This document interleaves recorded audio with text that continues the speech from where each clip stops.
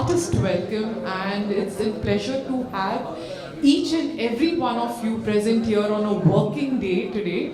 My name is Rashmi. I am the editor with the Commercial Design magazine, and with this I would love to introduce to you to the 15th edition of the Smart Office Summit. Now, before we delve into the rest of the evening that we have in store, with this, I'm not going to take up much of your time, and I'm going to open this beautiful platform for an opening address by our Managing Director of ITP Media India, Vibhor Srivastava, a man who conceptualized and foresaw this entire initiative. Vibhor, with this, I would love to call you on stage. Very good evening and a very warm welcome. I think I should take this that I am the one. I think very talented people like Rashmi and Vijit and many of my team members have been very instrumental in working tirelessly over the years to bring something so credible, so meaningful, and of course very neutral. What you saw in 2.5 minutes film was to tell you the kind of journey that we had. We eventually, many years back, launched with Hotel Air India. And actually, Hotel Air India gave birth to many, many important titles. And we navigated the clutter that exists in the marketplace today to remain somebody as a media house who's responsible and brings the information, brings the fraternity together. That's most important for ideation, collaboration, partnerships, which is very, very important. In Dubai, we do commercial interior design, and we were very keen. I, for one, wanted CID. They call it CID. And India, you know how CID is. My friend Alad smiling, and I thought that will make a lot of impression. The brand will, really stand out. But Rashmi Naikar, please give her a hand, a huge round of applause. Rashmi, by education, is an architect, and we also do Architect Interiors India. So when we were launching this title, Commercial Design, I said somebody really needs to understand the space and unlock the potential that this office segment has. And this, I'm just talking about, Rashmi, how old is this title? I've become old, so I keep asking. 11 years. Just imagine 11 years, what is the segment as an office segment? And a lot of people sitting in the room, and very great industry stalwarts this evening, will echo the sentiment that I have today. 11 years back, we were just not scratching the surface that in this industry holds. And Alad and I were having a tea, and he said, listen, Vibhor, this industry is buzzing, booming. And I said, listen, how long do you see this industry? He said, it's going to be like this for 5 years. I said, let's make the most. What we want to do in 50 years, let's do in 5 years. For all our designer friends, PMC owners, asset owners, all my partners, the great brands that are there. It is the time to be. What we thought that technology will be the enabler in the office ecosystem very soon came back with various other pillars like sustainability, the operations. And today you see this space is really buzzing with the activity. And at the heart of it, there are very incredibly talented architectural firms who are giving you that leverage to the client to design spaces that are really giving the inhabitants the ultimate objective in terms of optimization. Ladies and gentlemen, I always love to talk about commercial design because this was a young baby and not so fond of by the industry. But today I can proudly tell you that in this country, there is no single magazine or a media platform which really understands the space. And for that, I think all the team members of ITP who've been instrumental to work as one unit, one cohesive force to deliver the ultimate objective, to make sure that we remain at the forefront in terms of the news, in terms of the knowledges, in terms of the collaboration, in terms of creating these meaningful platforms. I obviously want to talk a lot, but I just would restrain myself because there are a lot of very talented speakers tonight, and I'm sure, like you, I'm here to learn as well. Thank you very much for being with a lovely audience you are. Thank you so much, Vibhor. Now, evening events like this and platforms like this are absolutely not possible without the support of the industry. And we've had with us some great partners along the way. We've made some great collaborations, and one such is our presenting partner Signify. Lighting plays one of the most prominent roles in the workspace industry, and to give us a quick glimpse into the role of lighting and what they have for us, I'm going to quickly invite Mr. Nitish Patki, who is the Regional Sales Head for Professional Sales at Signify, to come on stage and take us to a quick journey of what Signify and its portfolio is all about. With that, Nitish, a round of applause, ladies and gentlemen, for Good evening, everyone. Tonight I would be presenting on Signify, where we have come from the kind of products that we have in office segment, and I'll start the journey with a short presentation on Signify.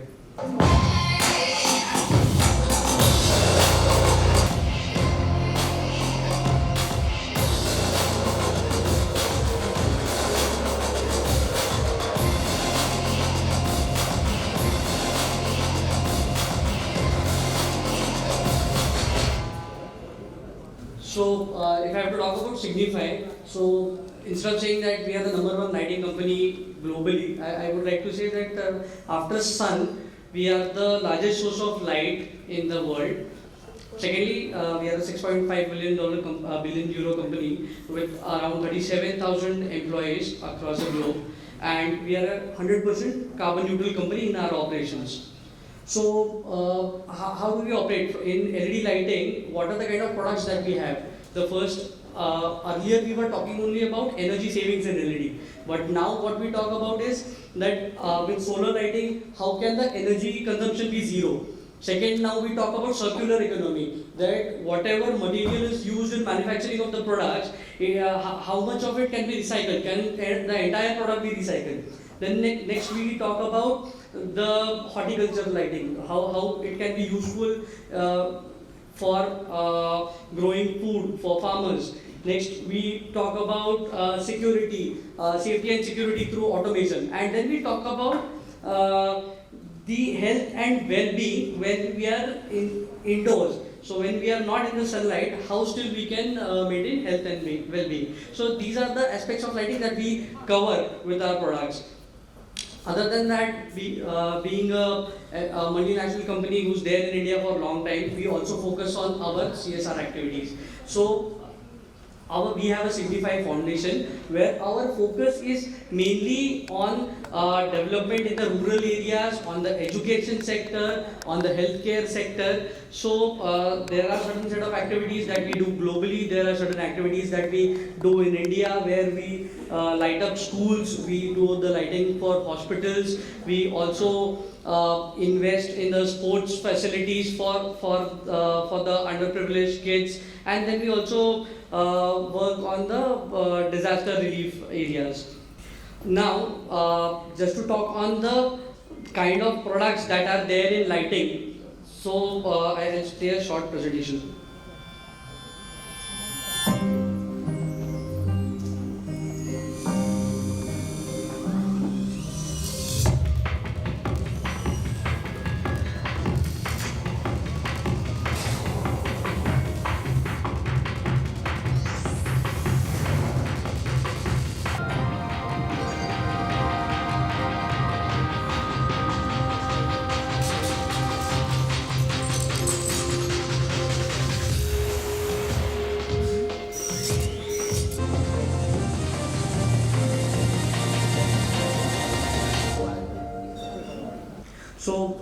As I said that earlier, the focus was on sustainability, then there was the focus on reducing the operational cost, and now most of the companies, they have their focus on health and well-being of their employees. So these are some figures that explains that how does the productivity of employees and their health and well-being get affected if there is any change in the lighting parameters or in the HVAC parameters. Coming to the kind of products that we offer is, one is we have functional products which are decorative, which have a style statement, which nowadays architects prefer to have in offices, because nowadays, let's say the working hours are higher, employees are spending more time in their offices, so they need more vibrant office spaces. So that is why we have these more aesthetically appealing functional lights. Then we also have the products, let's say we have offices where the natural daylight is very less. So for those kind of applications, we have a product, we call it as a Nature Connect, where the light will change its color as per the time of the day. Based on, it will replicate the sunlight, the color temperatures of sunlight. So based on this, even if we are indoor for 8 to 10 hours, still we will never feel that we never feel claustrophobic, or will never feel that we have not moved out of this office space. So again, we have those kind of products. And then lastly, for breakout areas or for the facade lighting of the building during night time, so for highlighting these buildings, we have those kind of products. And then for the campuses, we have our solar products, again, which focus on zero energy consumption. So basically, in short, our focus is on sustainability, circular economy, and again, health and well-being. Thank you, Nish. Thank you so much, Nitish. He's been very conscious about the delay that we are running in, and he kept it way under his time. Thank you so much for that. I'm going to quickly call on stage our next industry address. That is by Mr. Puneet Mehta, who is the Director for Hospitality from Hobble. With this, I would quickly love to call on stage Puneet to just give us a quick run-through of what Hobble is all about. A round of applause, ladies and gentlemen, for the exhibition here. Good evening, everyone. Warm welcome to all of you, and thanks for being present here. So, I represent Hobble India. Hobble is a pure play system integrator organization. We do many things which I'll talk about going forward in the presentation. But the crux is that we are a pure play low voltage system integrator. So anything that runs on 12 or 24 volt, I think all the guys from MEP or the services side will understand that, okay, what all we do. I'll just go in detail.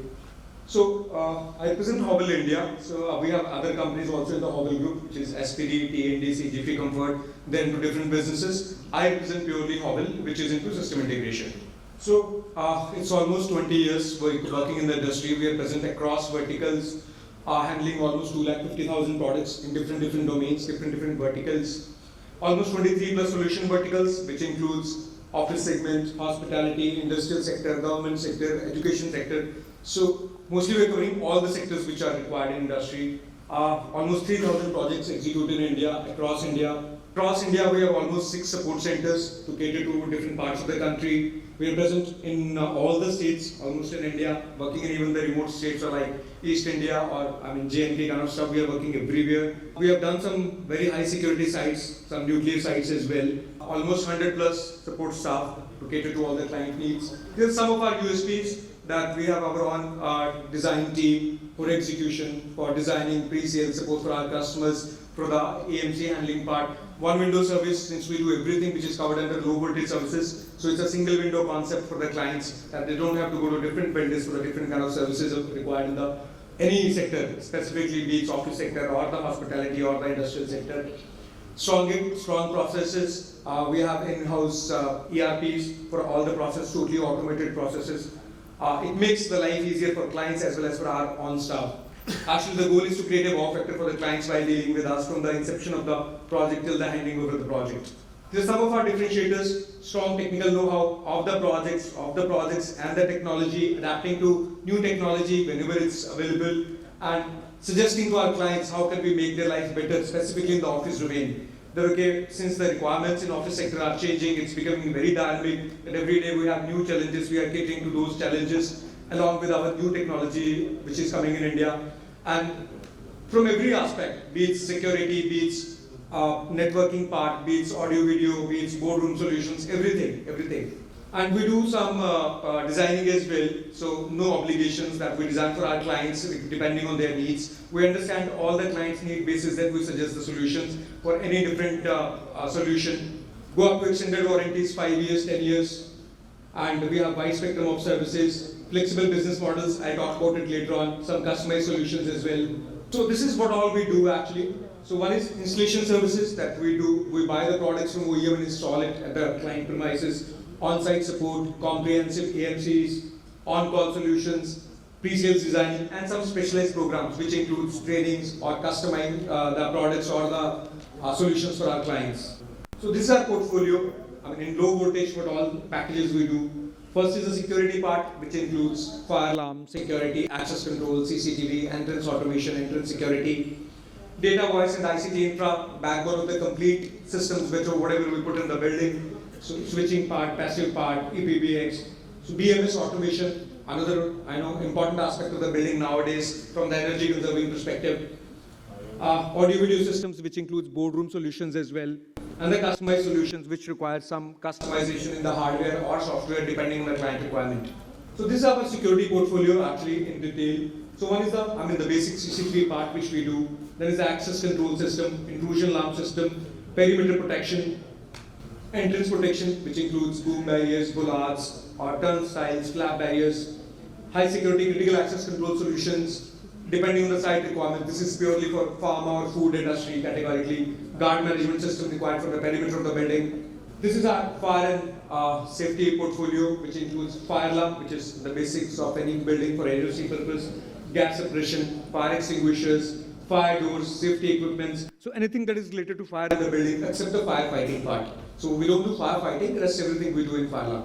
So this is IT infra portfolio, which includes the telephony, the PABX, be it cloud or on-premises based solutions, or the switching part, or the Wi-Fi part, which includes designing basis the heat map surveys of the buildings. Switching endpoint security, this is for the larger campuses where we need outdoor bigger wireless links. This is our audio video system portfolio, which includes PA systems, the BGM solutions, or the boardroom solutions, industrial solutions, or evacuation system. So anything that is related to, any industry, you can say anything related to audio video we cover, from pre-sales designing to execution to handling the after-sales service as well. So this is our automation portfolio, which includes BMS, a building management system, entrance automation, parking management, lighting automation. So this is customized portfolio where we do customize the hardware or software basis the client requirements depending on the various site requirements. We do the customization in the products as well. So these are some of our technology partners. These are majorly all the major industry OEMs are present in all the products that we do, and we have flexibility that we deal with almost 5 to 10 OEMs in all the different products range we do, like security cameras or intrusion alarm system or access control systems or physical entrance protection systems. So we have major industry tie-ups across different products. So this is for fire alarm system related products.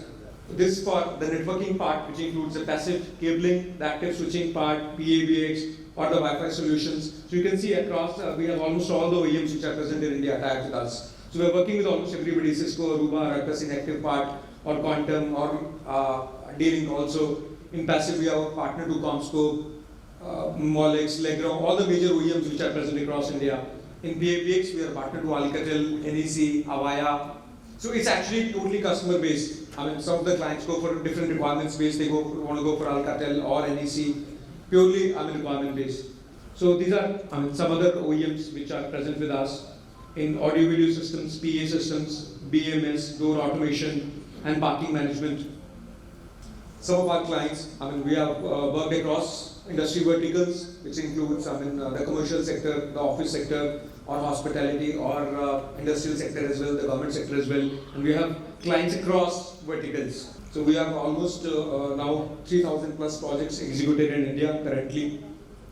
So this is our guiding principle. Customer is the most important for us, and we do everything just to satisfy all the clients. And in fact, since we are dealing with different kind of clients, be it corporate sector or the government sector, so we have different people catering to different kind of clients. I personally drive hospitality business along with handling the complete sales for all India. But we have, yes, different teams to cater to different kind of customers, be it corporate or enterprise sector. In case any questions, you can reach out to me. My team is there, Mr. Atul, Mr. Mukesh. They are catering to commercial and the office segment. So we are here. We can connect after the event and we can engage. Thank you. Thank you. Thank you so much, Mr. Puneet.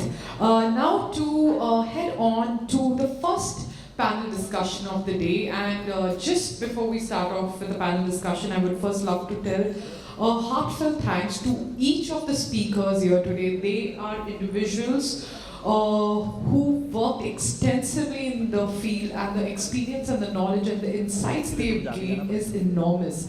And to have them here with us share that with the peers is really important for me, and it's extremely kind of them to take this time out and join us here.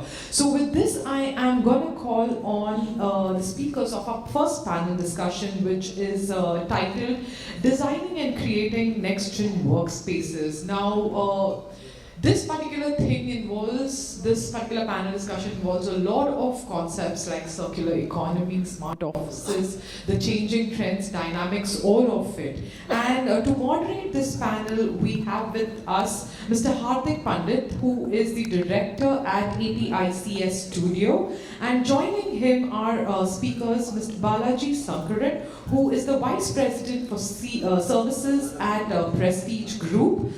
Joining him is Mitesh Gada, the senior GM at Brookfield Properties. With them, we have architect Poonam Kothari, who is the director at M. Moser Associates, and also Mr. Raja Chavan, who is the principal architect at ARK Designs. And finally joining him is industry head, Mr. Vardhaman Jain, who is the professional sales head for office segment at Signify. With this, I am going to hand it over to the moderator of this panel, and I'm going to invite each of the panel members to come on stage. Thank you so much. A round of applause for our first panel discussion. In the contemporary workplace design. As a designer, it is imperative to understand the evolving needs of modern businesses and, most importantly, the workforce, as well as the dynamics shaping the future of the work environment. We will delve into the several key aspects to consider when designing next-gen workplaces in our panel discussion with these esteemed guests on the dais. So, to begin with, I'll just quickly have one common question for all the panelists here, that what according to you is the most important need in the next-gen workplace design? So, I think we can start with. Thank you, Hardik and ITV and all the people. It's a nice evening to have such workshop. So for me, if you talk about the next generation, workshop, next generation, workplace design, that's more of, technology involvement. So technology and the physical aspects of the workplace is, contributing 100%, how the employee is going to behave, how the employee wellness, how the employee productivity are going to be. So if you ask me, the physical aspects and the technological aspects, are the key factors which is driving the workplace design. So I think with the changing times, the most important factor, what we've seen across segments through industries, what the next gen is looking at a lot of flexible spaces and spaces which can adapt to the changing needs. And the needs are like very dynamic. They keep changing very fast as such. So I think adaptability and flexibility are two major inputs that I'm looking at, the spaces which are to be designed for next year. Yes, not much. Yes, and I think also one of the most important thing is also how we are catering to the emotional needs of the people who are coming to office, right? The spaces that we create today takes in the softer side of workplace design. We are catering a space because people are spending so much time at work today, right? We spend about 10 to 12 hours, it's a normal day. We're trying to create, they're looking out for a space where their needs are taken care of, where they can ideate, the best side of them is encouraged. And also the softer sides like collaboration, people come with different strengths, the different neurodiversities that people come in with. So it's a space that, which is intuitive and people are able to be at ease without really asking for help. I think that is the kind of workspace that people would look for. The next generation offices, as you rightly said, it is going to be technology-driven offices. And more technology in our life, we are becoming different or indifferent. you can say. And that is how we'll have to address that particular problem when we design new offices. And always there will be a new problem which the technology entering in our life, more and more technology entering our life. So I think we'll address that as it comes. It's very difficult to be the fifth one to speak and still have something unique to speak. So I think a combination of what came from all of you, the two things that we feel are the need of the hour when it comes to workplace design. One of them is definitely human centricity, like all of you mentioned, and second is sustainability. Right? When I talk about human centricity, again, Hardik, you mentioned that we need to look at the workplace demographics. So demographics are changing. The workforce of tomorrow is going to consist of these Gen Z employees, right, who are used to playing with technology. Technology no longer is some gizmo asset for them, but technology is something that they deal with day in and day out, right? This is a generation which is used to doing things their own way, right? They are not used to doing things the way they are told to. I mean, you would have experience with your sons and daughters at home, but they are used to doing things their own. They will do it their way, right? They will do it the way they feel is the best, right? And hence, when it comes to a workplace design, the few parameters that I feel from the human centricity point of view that should be taken care of, and that are already being taken care of in the offices of NextGen which are coming up nowadays. One is definitely the flexibility for them to work. They want to work, for them to be able to relax the way they want to relax, for them to be able to collaborate in teams, socialize, etc. in these offices.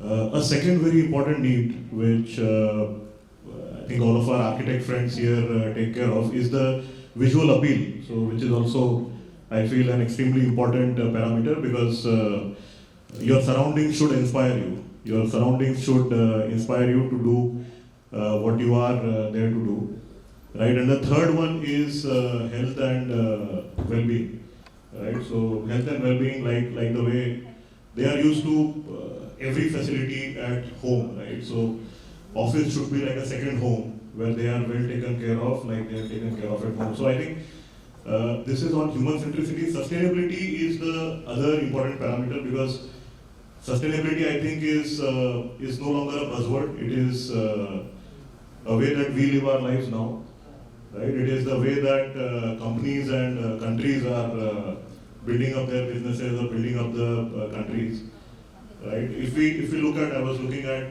some figures of LEED.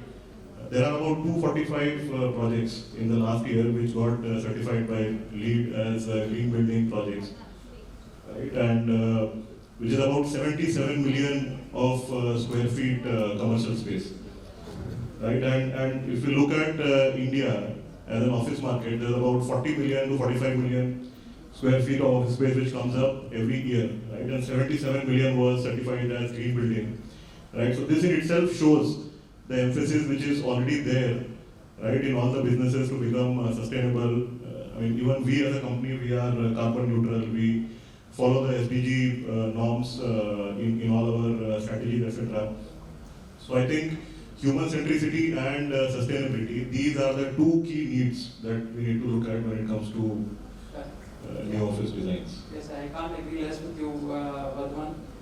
So now considering like design being the most initial factor when we are thinking about workplace design.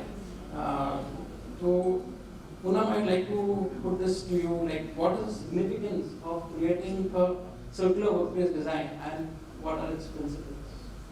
So I think one thing that we all need to be very wary of is whatever we build has a very tangible effect on the environment, right? It's one world, it's one earth, and all of us are very responsible for that. So, having a circular design now should be a way of life. I mean, ESG goals, certifications, it's there, but it really needs to start as an individual endeavor to create a workplace which is sustainable. We are very recently, as a firm, we do a lot of sustainable offices globally, millions and millions of square feet, but it really starts at home. And there are very, very basic principles how to create a circular design. One is reuse. So many times there are projects which are relocation, and we are going out and we're buying new furniture. The old one is going to the dumps, right? Going carbon neutral is a long way, but how do we decarbonize it? So we need to reuse our stuff. Refurbish, so much of workstations or chairs which are really in great shape, can we take that along and recycle? Today a lot of global brands are giving materials which they do not go in the landfill, right? They are using their carpets which are made out of fishing nets which are disposed. Once the carpet shelf life is going, it's not going back in landfill. It's going back into recycling. I think this sort of a design is really the way forward, because how much ever we buy, we fit out, we are only adding on and on to the carbon, and this earth will not be able to sustain beyond that. Yeah, it's a very good point about we need to definitely reuse and recycle as much as possible, because that is how the way forward.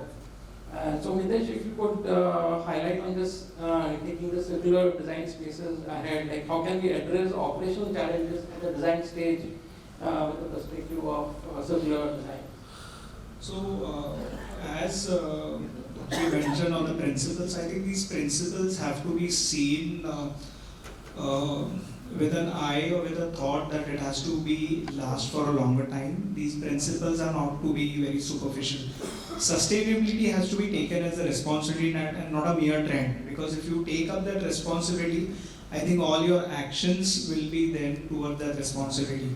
A couple of things which I think what challenges operationally we find out, or what we've been hearing on teams, are like things what we design or products that we choose, they have to be chosen so that they last longer. They should not be be able to give only use for a prelim time or some short period. So if you're able to get those kind of products, those kind of spaces which can last longer, which are there, use a lot of modularity in your design, use a lot of modularity in the products that you select. Also, certain aspects, what maybe wherever possible, try and use local materials, try and use products that are easily available, because directly, indirectly, you're trying to cut on the carbon footprint, which is there when you start adapting this. One very important thing is, when you design something, you design so that it can be shared. It should be shared between multiple people, multiple tenants. Like there is a huge kind of a tendency of using shared services, shared spaces like meeting room, conference within the same building. If multiple users can be used, what you're trying to do is you're making that building efficient, the workspace efficient, and more resources are kind of made to use at the same time as such. Yeah, Mitesh, I completely agree with you that the sustainability should not merely be an eyewash. So, Balaji, I would like to take this further of the point of sustainability with you, as adopting the strategies to ensure sustainability and success for the workplace transformation. Can you throw some light on that? Yeah, sure. So coming to sustainability, wellness, circular economy, all these go hand in hand. All are connected. So, I'll throw some data. How the cities are evolving, why we need to be more smart, why we need to be more sustainable. The data of 1985 shows about 30 to 35% of the populations are living in the cities, which is that urban population. 2015, some data have been collected, which shows about 40 to 45% have already moved to the cities. And 2050, it is expected that about 65 to 70% of the people are going to live in the cities, which means 70% is a very good number, and out of that, most of the people are going to, live in the offices. So this itself will, giving a clarity of, how the offices needs to be more sustainable, more smarter, more, redundant. And out of this population, we all know that, unlike the Western countries, India having the population of youngsters, who are more dynamic, who have been, taught about eco-friendly, they are more human-centric. So these offices are going to serve for them. So we need to create offices which are smart. That's the topic we have, which are smart, which are sustained. So I'll share my personal experience when Prestige Group come to Mumbai. We have our own office built here in the BKC. So how we made it more sustainable, how we made it more and more smart. We call the OEM partners. We talk to them. We get the latest technology updates from them. Today, the office in which I am using, my own office, most of the gadgets, most of the systems are automated. So you don't need to come and start an AC. You don't need to come and start a light in the morning. Everything is connected to IoT. That's what I was referring to, the technology which many people echoed here. When you connect to the IoT, Internet of Things, you can do a lot. Your human intervention is closed. Today, earlier we used to have the complaints like somebody is saying it's very cold in the office, somebody is saying it's very hot. Today we have connected the system to the IoT. It's all functioning, automatically. It is self-adjusting. I can put data in the HVAC system. I'm an MEP, so I'm talking more about MEPs. So you can feel like when you come in the morning 8 to 10 o'clock, what is the temperature should be, 10 to 12, what you can slightly increase, you can decrease, you can play around with that. This is not only, smarter. By doing this, you are also saving a lot of energy. Because the HVAC load is about 2.3 watts per square feet, and we are building in Mumbai billions of million square feet. So that much power is being saved. So which is more sustained. This is one example of how HVAC is working. Like some of the presenting partners Signify, they were showing about automation in the lighting, which is exactly which is required for the new gen offices. You don't need to be rely on the switch. You don't need to put the notice board saying that when you leave, switch off the lights. All these are gone cases. You have to have a controls over the office. Sensors will automatically detect. It will automatically on. As some of them were explaining in the presentation, you can tune that to the daylight. So this also helps the people to more productive, more efficient. The moment you are dimming some light to adjust somebody needs, you are also saving the power. So it is all sustained. So technology has grown. Our offices needs to be more technologically driven to cater the future generation. It's only HVAC or lighting. It's on everything: fire protection, fire alarm, plumbing system. You can connect with everything. Smartness is everywhere. Even a small appliances, even a small power strip today becomes smarter. It will check what is the power is being used. If it detects there is no power is used, it just cut off. If it cut off, see a monitor, a power which is simply plugged inside the socket consumes 8% of the power even if it is not used. By automatically cutting off the power when it is not used, by applying simple smart power strip, we are saving a lot. So I think those sort of things will come in the future. This will also give a better sustainable and futuristic office. Or my thoughts. So if I can put it in a nutshell, that the tech, the IoT, automation, all these are driving towards efficiency. And with this in mind, I think Mr. Rajai would like to I'd like you to dwell upon the design development as a process for creating the most efficient and effective office design for its needs, for its workplace people. Sometime back, I met one artist. I was showing him one vase which was very beautiful. He said that the vase is open from the top, so you can utilize to store something or use. The art piece cannot be used other than as an art piece. as far as office is concerned, the space has to be multi-utility. The entire office has to be multi-utility, well planned, well designed, and then it becomes a piece of art. That is what is the difference between the art piece and piece of art. First thing is that whenever we do the designs, we do it with the architecture of the space and the structure of the space, so that the layout itself becomes more effective and more efficient. And to make it more effective, ultimately the layout which has a horizontal surface, which is in the plan, we take the lines vertically. So aesthetically, the whole office becomes effective. Whatever material we use, specifications we use, texture we use, color we use, ultimately the office has to aesthetically great, because there are two users. One is the person who is employing or who is the owner of the office, and other is the employees. So everyone has different need. The employer wants the office to project corporate image or corporate identity, and the employer wants his requirements to meet the requirements ergonomically, or even, for example, we did one office for SBI Life, and it is in New Mumbai, and we realize that people who come, and nowadays in any office, every person comes with a backpack. So the workstation needs a space to store a backpack.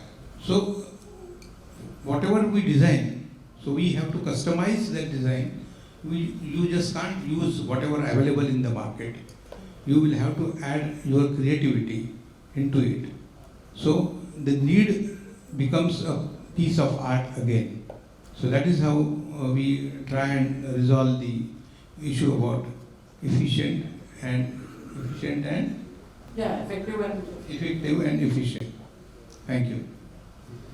So thank you, Mr. Raja. And I think one more point which my friend Balaji mentioned here about is the smart lighting, like which light would go on and off as per the user occupancy or in terms of the timing or something. So I think we have Vardhaman, with you being the expert in this field, like what are the technology trends in the lighting that are being adopted in the workplace design?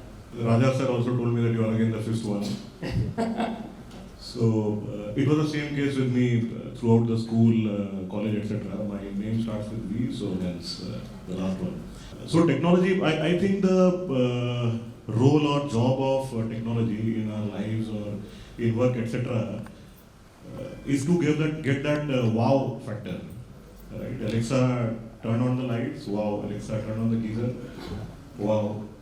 Right? You walk into the hotel and the AC turns on its own, right, to that 21 degrees. You walk into the office, right, like Balaji said, the lights will turn on, etc. Right? Wow. So it is, this wow basically comes from solving some unique challenges which have not been solved earlier. So I'll just talk about a couple of stories, real stories that we have with our customers, right, where we were able to solve such unique challenges with technology. Right? I'll again start with human centricity. So when we talk about human centricity, right, we're getting a lot of, we're trying to get a slice of nature into the offices, right? We see a lot of biophilia that is coming into the offices. We see a lot of natural daylight. We're trying to design the offices in a way that we get ample daylight in the offices. We're trying to get a lot of natural elements in the offices, like maybe stones or wood, etc., etc. Right? But what happens when you move slightly into the indoors, right? On the glazing, you have a good daylight, but when you move slightly into the indoors, when you move to the conference rooms, to the boardrooms, etc., there's no natural daylight there, right? So this this factor of comfort comes not only when you get the daylight, but you are also able to see that sky sitting near the glazing, right? You are able to see those clouds. I mean, and you feel that you are connected to the nature, right? It's all about how are we able to connect to the nature. So there's a story. I mean, there is a customer, one of the largest technology companies globally, and they were discussing that we don't want the boardroom to be a boardroom. So by board, she meant BORED. We don't want it to be a boardroom, and hence what we are doing is, right, we are getting in these natural elements, right, we are getting in stone, wood, right, we are getting in a good texture here. We are also getting in the other elements, like we are having plants, etc., right, so that people feel, but still I am not feeling that I have created that atmosphere, right, and then our point to her was that, what if we create a sky in this particular boardroom, right, and then it would be like sky and stones and natural daylight, right? So you're sitting in the boardroom, you're sitting in a park and having that interesting discussion, right, in an interesting surrounding, right? So which is what we did. So there's this product called Nature Connect, which Nitish also presented in our small presentation that we had, right? So what this product does is that it recreates the effects that you see in the sky. So this is not a static blue panel, right? This is a dynamic panel. So which, when you look at the panel, you feel as if you are looking at the sky, right? You see clouds coming in it, you see the transitions which are happening throughout the day, right? And then it gives you that holistic feeling of being closer to nature, right? Which is what we are trying to achieve by doing so many things in the offices, right? This is one unique challenge that I feel we were able to solve using this technology. Right, other one, so nowadays when we talk to the customers, automation, smart lighting की बात कर रहे थे. So one of the challenges that we hear from the customers when it comes to automation is there is too much of wiring, right? Starting from the DB to the controller, from the controller to the keypads, to the sensor, to the gateways, etc., etc. I mean, it's full of wiring. So it can be renamed as wiring instead of automation. So why, if we are getting smartness, then why so much of wiring, right? So there's one system that we have. So we have a wired system, right, which is our erstwhile system, which we have for the past 30 years, right? But there's a new system which is about 5-6 years old, where we completely do away with the wiring, right? This is the only truly wireless system in the world, right? Where there is no wiring for the controllers, there is no wiring for the keypads, there is no control wiring even for the luminaires. There are systems which are available which are wireless when it comes to keypads and sensors, but not for the luminaires, right? So there is a system that we have which is known as Interact, which doesn't even have control wiring for the luminaires, right? No wiring at all, and again it is a wow that you hear from the customer when he hears this, right? He heard this and it was just in 7 days that he changed his entire specification sheet from a wired system to this wireless system. And see, this has multiple benefits. What typically happens at the end of the project, and all of you will agree, all of us are fighting for timelines. I mean, every hour we are chasing vendors for some installation which has not happened, some integration which has not happened, some light which has not come, right? This saves the installation time by about 70% because there is no wiring that you have to do, right? The commissioning for this is also as simple as using an app and commissioning the entire system, right? So in terms of flexibility, when we talk of flexibility and even efficiency, you talked about efficiency, so it brings in a lot of flexibility and efficiency, right?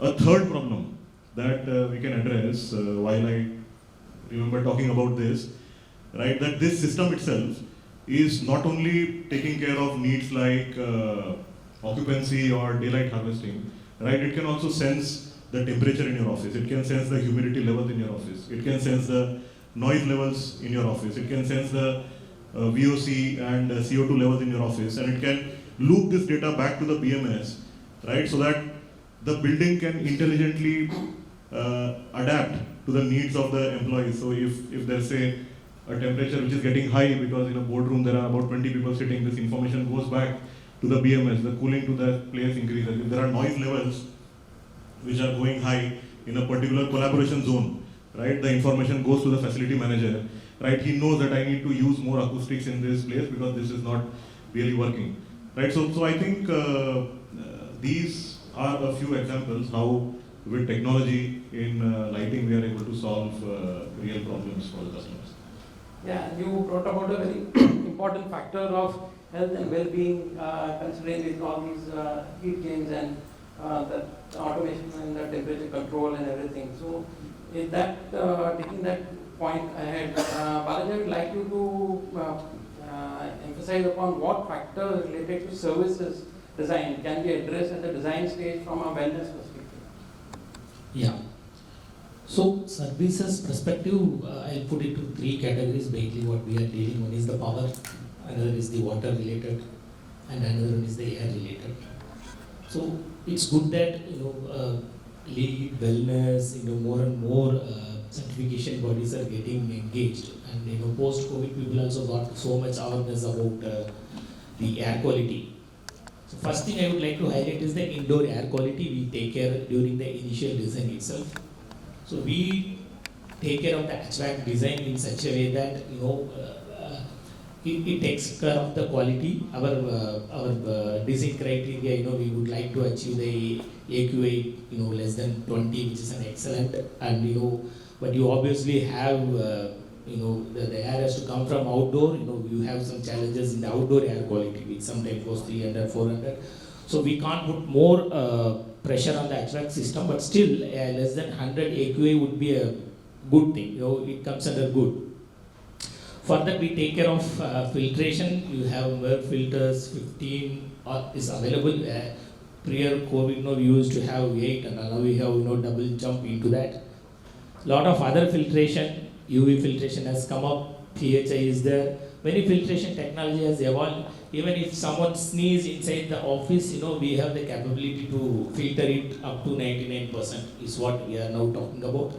All the leading corporates, who are into office segments, we keep changing the filtration also at regular intervals, so that whenever there is upgradation, we get the upgradation done.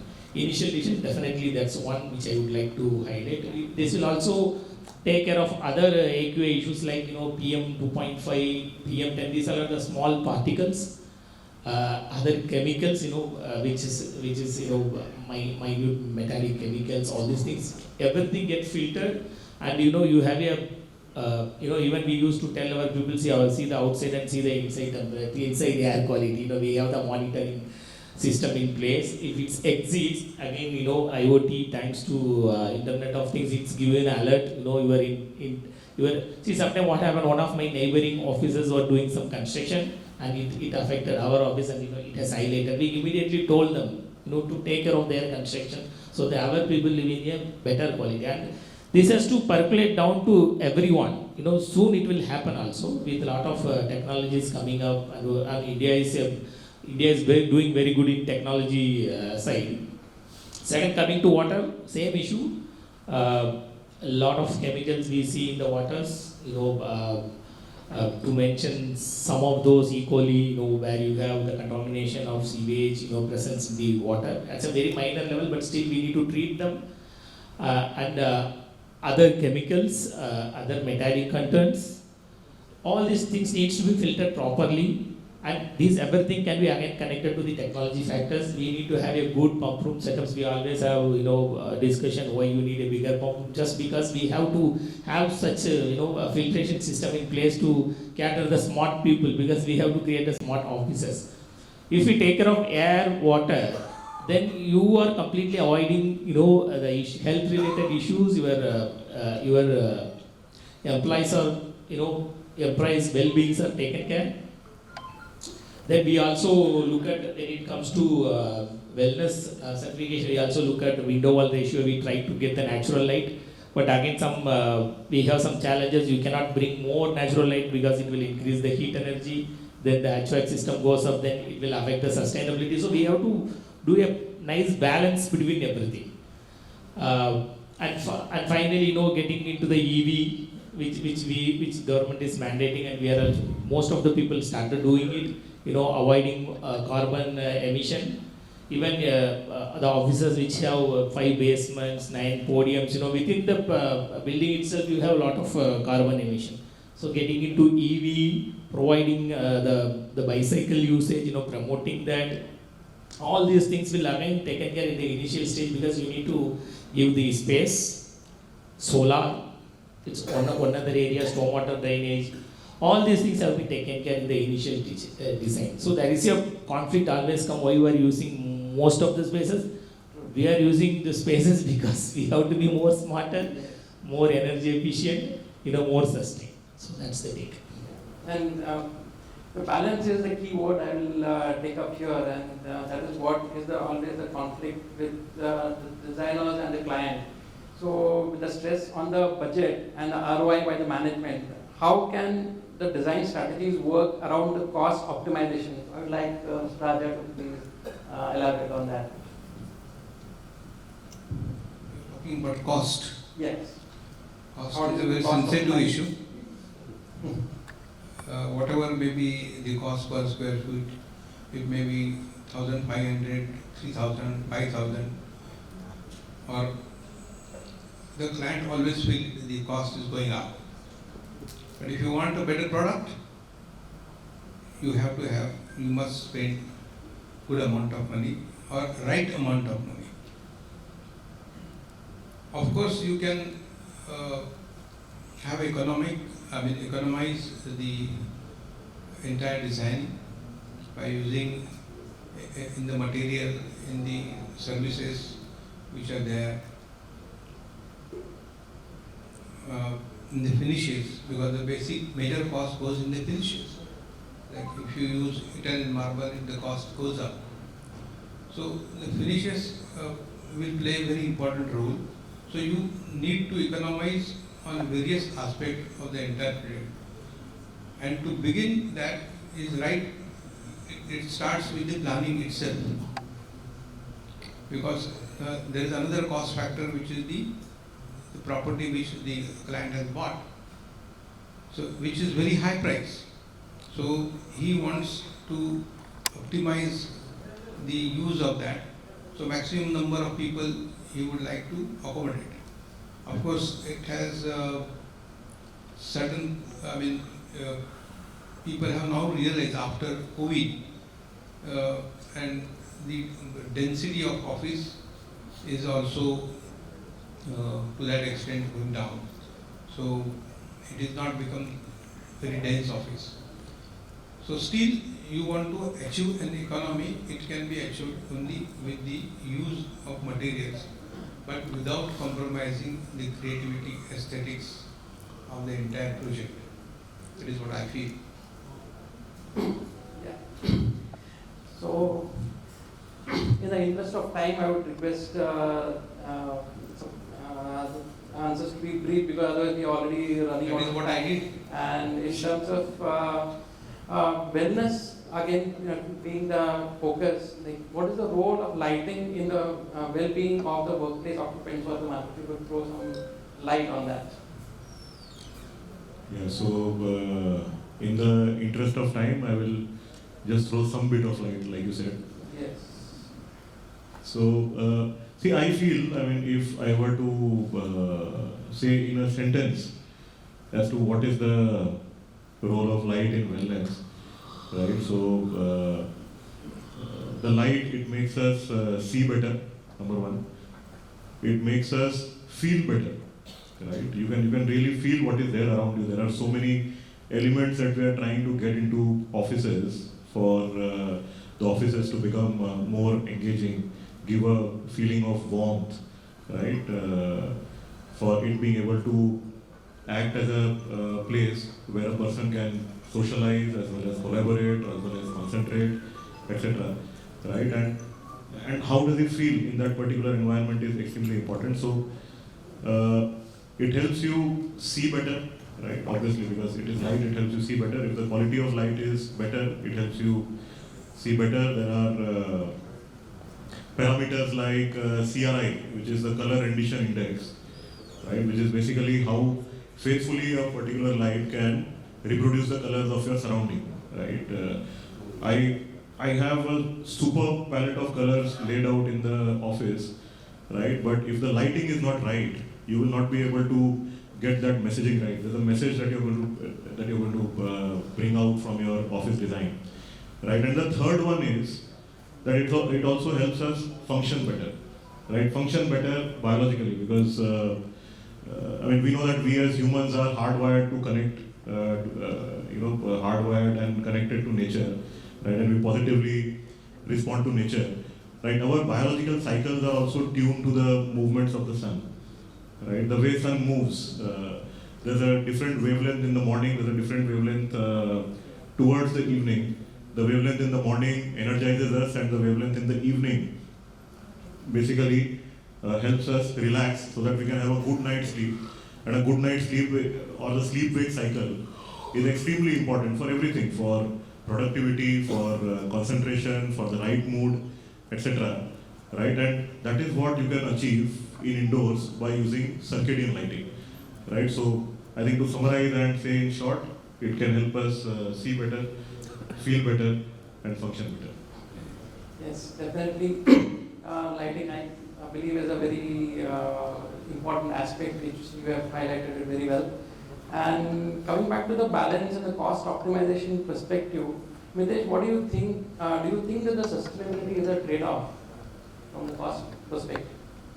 So I think when you build an office, when you build a space, the first notion that you are spending something has to go away. You are actually not spending, you are actually investing in a space, and you are going to investing it for a longer period. So I think if you change this notion, half of your problem is solved, half your answers are there. Couple of things that sustainability, because that I earlier mentioned, it has to be taken as a responsibility. So if you've taken that responsibility, you will always, and if you fulfill that responsibility, you will reap your results which are there. That's a very valid point, Mitesh. Poonam, coming back to you for the last question of the evening, is the inclusive design given the attention and the detail that is needed by the that is required by the architects? What is your take on that? Oh yes, absolutely. It's a need of the hour. Like we said, the workplace design, every employee should be able to use the space without asking for help. That is the basic need, without asking assistance, besides asking somebody to grab a cup of coffee or open the door to the meeting room.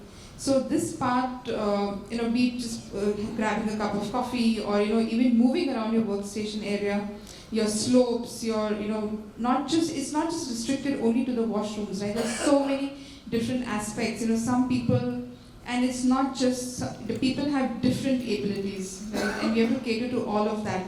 Be it the slope of your ramps, be it your materials, your tactiles, lighting. Some people have very sensitive eyes, right? And that also plays on to what you said. The lighting temperature has to be such that people who have really sensitive eyes, it's catering to that. So an inclusive design has to be blanket. It's not just about one type of disability. Thank you, Poonam. So to conclude, addressing the need and the dynamics of creating the next-gen workplaces requires a holistic approach that integrates flexibility, technology, wellness, collaboration, adaptability, and the engagement of the workforce. So I thank you all for being a great audience, and I thank you all the panelists for giving your valuable time for this out of your busy schedule for this insightful conversation. Thank you very much. Thank you so much to each of my panel members. I'm going to quickly call on stage Mr. Somnath Chaudhary, who is the National Key Accounts Manager South Asia for Dormakaba, and Mr. Puneet Mehta, who is the Director for Hospitality from Howell, to please come on stage and hand over a small token of appreciation from our end to each of our panel members. Mr. Somnath and Mr. Puneet, request you to please come on stage. Thank you so much, panel members, and Hardik, really, despite the crunch on time, he pushed every single topic he had on it, and he got the speakers to share their insights on it. Thank you so much, Hardik. Over to our moderator of this panel discussion, Mr. Hardik Pandit, who is the director from Bison Studios. Secondly, we have Mr. Balaji Sundaran, who is one of the two individuals we had from the developers community on this panel, giving us the perspective from their views. He's the Vice President for Services at Prestige Group. Thank you so much, Mr. Balaji, for taking your time. We next had Mr. Videsh Gada, who is the Senior GM at Brookfield Properties. He heads a lot of the design discussions, and I had an opportunity to speak to him before the panel discussion. He mentioned so much about upcoming technologies like BIM. Next we have Ms. Poonam Kothari, who is the director at M. Moser Associates. Thank you so much, Poonam, for giving us your time and sharing your thoughts with us. We next have Mr. Raja Chavan, who is the principal architect at ARC Designs.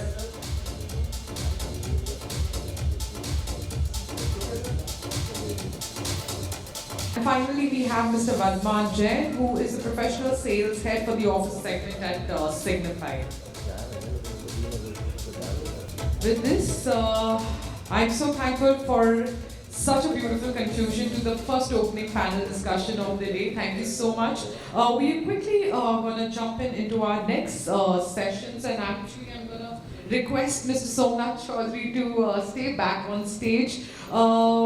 Dormakaba is one of the industry leaders in security systems and gateway segments, and it's amazing to see the portfolio that they have put in. And with this, I'm going to quickly call on stage Mr. Somnath Chaudhary, again, who is the National Key Accounts Manager with Dormakaba, to quickly take us through the portfolio of products that Dormakaba has in lineup for us. Thank you so much. Okay, Namaste Mumbai, and very warm welcome to everyone, and thank you so much for making your time to be present here for the event. And I will just take quickly the innovation that Dormakaba has, and Dormakaba is known to everyone for years. So I will be presenting the products which are recently launched and are the next gen projects, next gen products. So as we talk about, like we are the company which operates on global license and local presence thought process.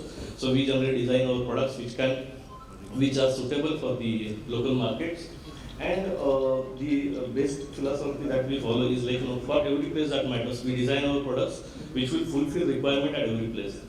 Okay, so as a Dormakaba is a global organization where we carry experience of more than 160 years, and we are spread across 130 countries with our staff strength of 16,000 employees. And the patents that we are holding are 1,800. Those are listed internationally as well as in India market. So this is about Market India. So Market India caters to the South Asia countries, and we are headquartered in Chennai. The most important thing that I would like to share here, that in our headquarters we also have the India's first lab for hardware testing that is accredited by NABL. We generally keep testing our products here, and generally we also ensure that products are functioning properly and the products are up to the mark. Okay, so when it comes to getting into the market and supporting the customers and supporting the end users or designers, so we have a team of experts. So where we also have our marketing communication department, we have our product management department, we have our business development department, but also something that is very important for architects to design their projects, or for project management consultants to get the projects executed, or for the end customers to have the facility smooth functioning. We have got various departments like architectural specifications, so where our team understand your requirements, what are the requirements at your project, and accordingly we will design the specifications for your project that we provide. Project management team that generally ensures that support is being extended at a site during execution of the project. So generally that time project management consultants, they generally require support. Innovative products that are to be executed and are properly functioning, that needs to be ensured. For end customers, it is very important that we have our service division. So to ensure we have got warranty period of 1 year, and after 1 year, what about the products? So we have got our own service division where the products are being taken care and we ensure the products are functioning properly. So today's, as our panelists also spoken about the changing trends in industry and changing trends in workspaces. Nowadays, everywhere we are talking about the touchless entrances or touchless accesses, or nowadays we are talking about the solutions that should be accessible by mobile, or the biometric solutions that we are expecting, or we need to integrate a lot of components in our offices so that we can integrate everything to the VMs and we can have better control on projects. So to start with the product line, to start with perimeter security of the building, these are some of the new solutions that we have, so that I will be presenting. So when it comes to perimeter security, we have got barriers, boom barriers at entrance of your premises. Then the full height turnstiles for security requirements of your building. We have got various automatic sliding doors, automatic breakout doors. We have got telescopic automatic doors. We have got breakout doors. So these are various solutions that actually can be offered for your projects. The revolving door that recently we have launched. The revolving door that we have launched recently, you will be able to see the most aesthetical product that we have. Okay, so when it comes to revolving door, we are not digging into a pit, and also we are not creating a canopy to hold the mechanism, motor, reverse pulley or return pulley. Instead, we have launched a revolving door that has got just a magnetic levitation technology, and the mechanism is only 550 mm diameter, and that is also installed at ceiling level. So nothing is visible on floor as well as at ceiling level. Okay, we also have the revolving doors that are secured and can be used for security requirements. Yet we can provide you the larger revolving doors, where we can give you the larger diameter revolving doors whenever we require. So 6.5 meter, 6.25 meter revolving doors also that can be provided. And the last photo that we have here, that is being used for the most highly secured areas where we call the product as a personal interlock. So very highly secured areas like data center and other locations, or we are designing some laboratory. So this is the product which is very identical, where without authentication the person cannot enter. Okay, so when we are entering into premises, we require various security solutions that are the tripods are there, or we have got the flap barriers. We can have the flap barrier with facial recognition. Nowadays, almost every airport, whenever you are traveling, you will see the facial recognition flap barriers are there that are installed by Dormakaba. So when you are using this boarding gates, or you are using the DG Yatra gates that are Dormakaba gates. Okay, so this kind of technology is also available. The last image that I have put here, whenever you are talking about any particular customization of a flap barrier, you can definitely talk to us. We can get you the solution for that. So I will just take you the next generation product that we have recently launched for international market, and very soon we are expecting that will be launched for India market also. So a small video is there. We just go to that. The Argus V60 offers the smallest footprint of any optical turnstile in the market today. Argus V60 offers a footprint less than 10 inches, providing the ability to fit into the tightest of spaces, integrating into your access control system and ensuring tailgate detection. Pairing the more detailed sensor information captured by the V60 with SenseLip is what allows the V60 to effectively differentiate between a true tailgating attempt, a person carrying a large bag, or two people walking closely together. Okay, so here you will be able to see yet the design has made sleeker, but you will be able to achieve the security requirements of it. The tailgating will be identified. If somebody is coming with trolley, the flap will not come and close. So this kind of requirements have been already made. Okay, coming to the next product line, Dormakaba has got complete range of access controls where we can provide you access controls that are required for your individual offices or multiple offices across India market, or if you have got set up across globe. So we can give you a solution that can cater to all the requirements. Whether you are looking for a solution that are on-premises solutions or cloud-based solutions, that we will be able to provide you. So these are various components that actually goes along with the access control, where you will be able to see the readers that are very sleek and new generation and very elegant readers are there. you will be able to see the complete product range that goes along with any access control requirements or access control scope. That complete requirement is catered here. You will be able to see various platforms where you are talking about an individual door requirement or like multiple door requirement, multiple cities requirement. So various platforms that are there. So everything can be catered to. Nowadays we are talking about like the access through mobile. So generally like you can definitely talk to us. We can get you a solution for that. Everyone knows about Dharma Khaba, like the inception door hardware and like complete product range is there, starting from door closer to floor spring to concealed door closers to all kind of hardwares or like lever handles are there, complete locking system. So when it comes to door hardware, everything around the door, any kind of door, whether the door is steel door, metal door, aluminum door or wooden door or glass door, any kind of solution that you require, you have every possible solution. Whether you are talking about a fire rated door or non-fire rated door, every solution is catered in our product portfolio.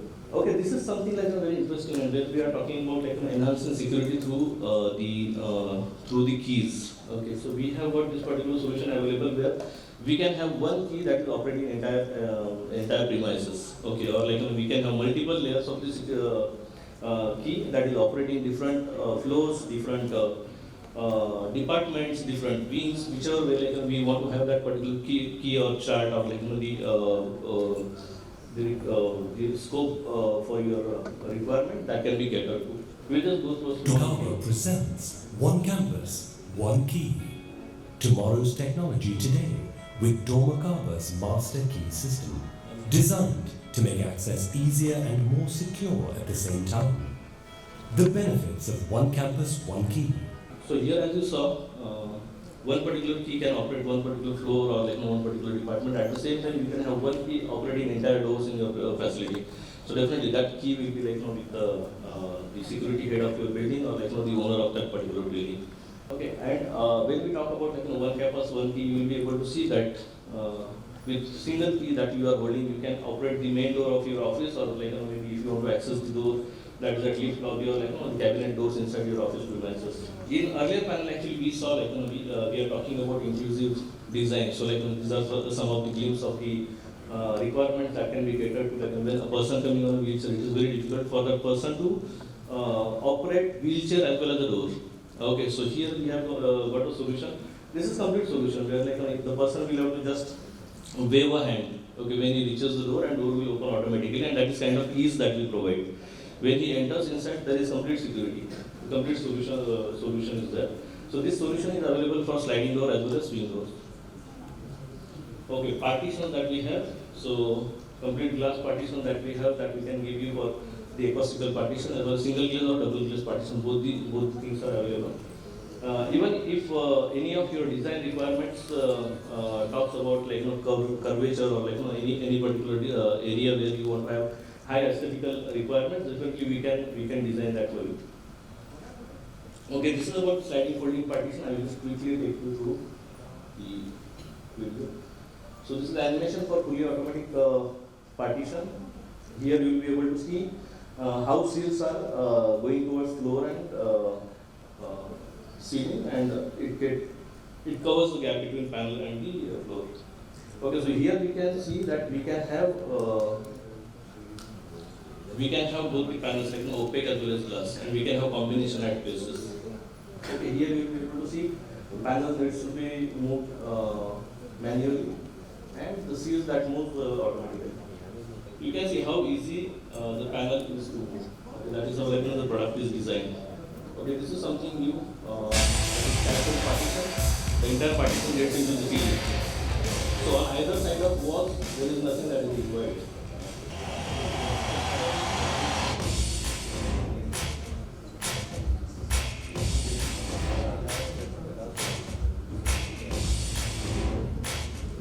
So we can have solution for step partition. So if you are designing an auditorium, definitely we can design this. And this is about our SDG contribution to the Nations Sustainable United Nations goals. So we are contributing to almost 9 goals. And I would request each one of you to visit our booth, where we will be able to share more details about every solution you need to look into. Users can simply scan this QR and we will be able to get to our website. And thank you so much for your patience. Thank you. Thank you so much, Mr. Somnath Chaudhary. And now I'm going to quickly call on stage before our second panel discussion, Mr. Amit Verma, who is the ASC from Mumbai at MRF Vapocure Paints. He'll be quickly here to guide us through their portfolio of products that they have for us here, and he's really excited to address the audience here today. Please. Very thankful to my seniors who have given me opportunity to represent MRF. Before going with the MRF Vapocure Paints, I will just highlight some of the key points out of many about the MRF. MRF is a most valuable tire brand. It's a second strongest tire brand in the world. One of the top 10 brands when it comes to the nature of sustainability. We are in the list of 10, 1 to 10. We are in the list of 10. People simply says when there is a name of MRF, people simply says when it is MRF, you don't have to check the quality because it has a process-driven quality. So going back to the MRF Vapocure Paints, fully owned subsidiary of MRF Limited. We are in the business of adding aesthetics and harmony to homes for over 3 decades. We are an ISO certified, eco-friendly, Green Pro certified product ranges we have. 3 fully equipped manufacturing facilities in Chennai. Full-fledged R&D center for innovation and continuous development. High qualified engineers to ensure stringent quality control. Pan India strong distribution network dealers. We have Pan India strong distribution network. Business development team to support architects, interior designers, engineers, and builders. When it comes to interior, good living starts with good living spaces. We are starting with my product, Ruka, luxury wall finish for interiors. The features and advantages of its interior, it's an interior emulsion, silver iron technology, smooth and satin finish, antibacterial with a 10 years performance warranty. We have 151 exclusive pastel shades in it. Then we'll move to premium water-based PU wall finish for exteriors.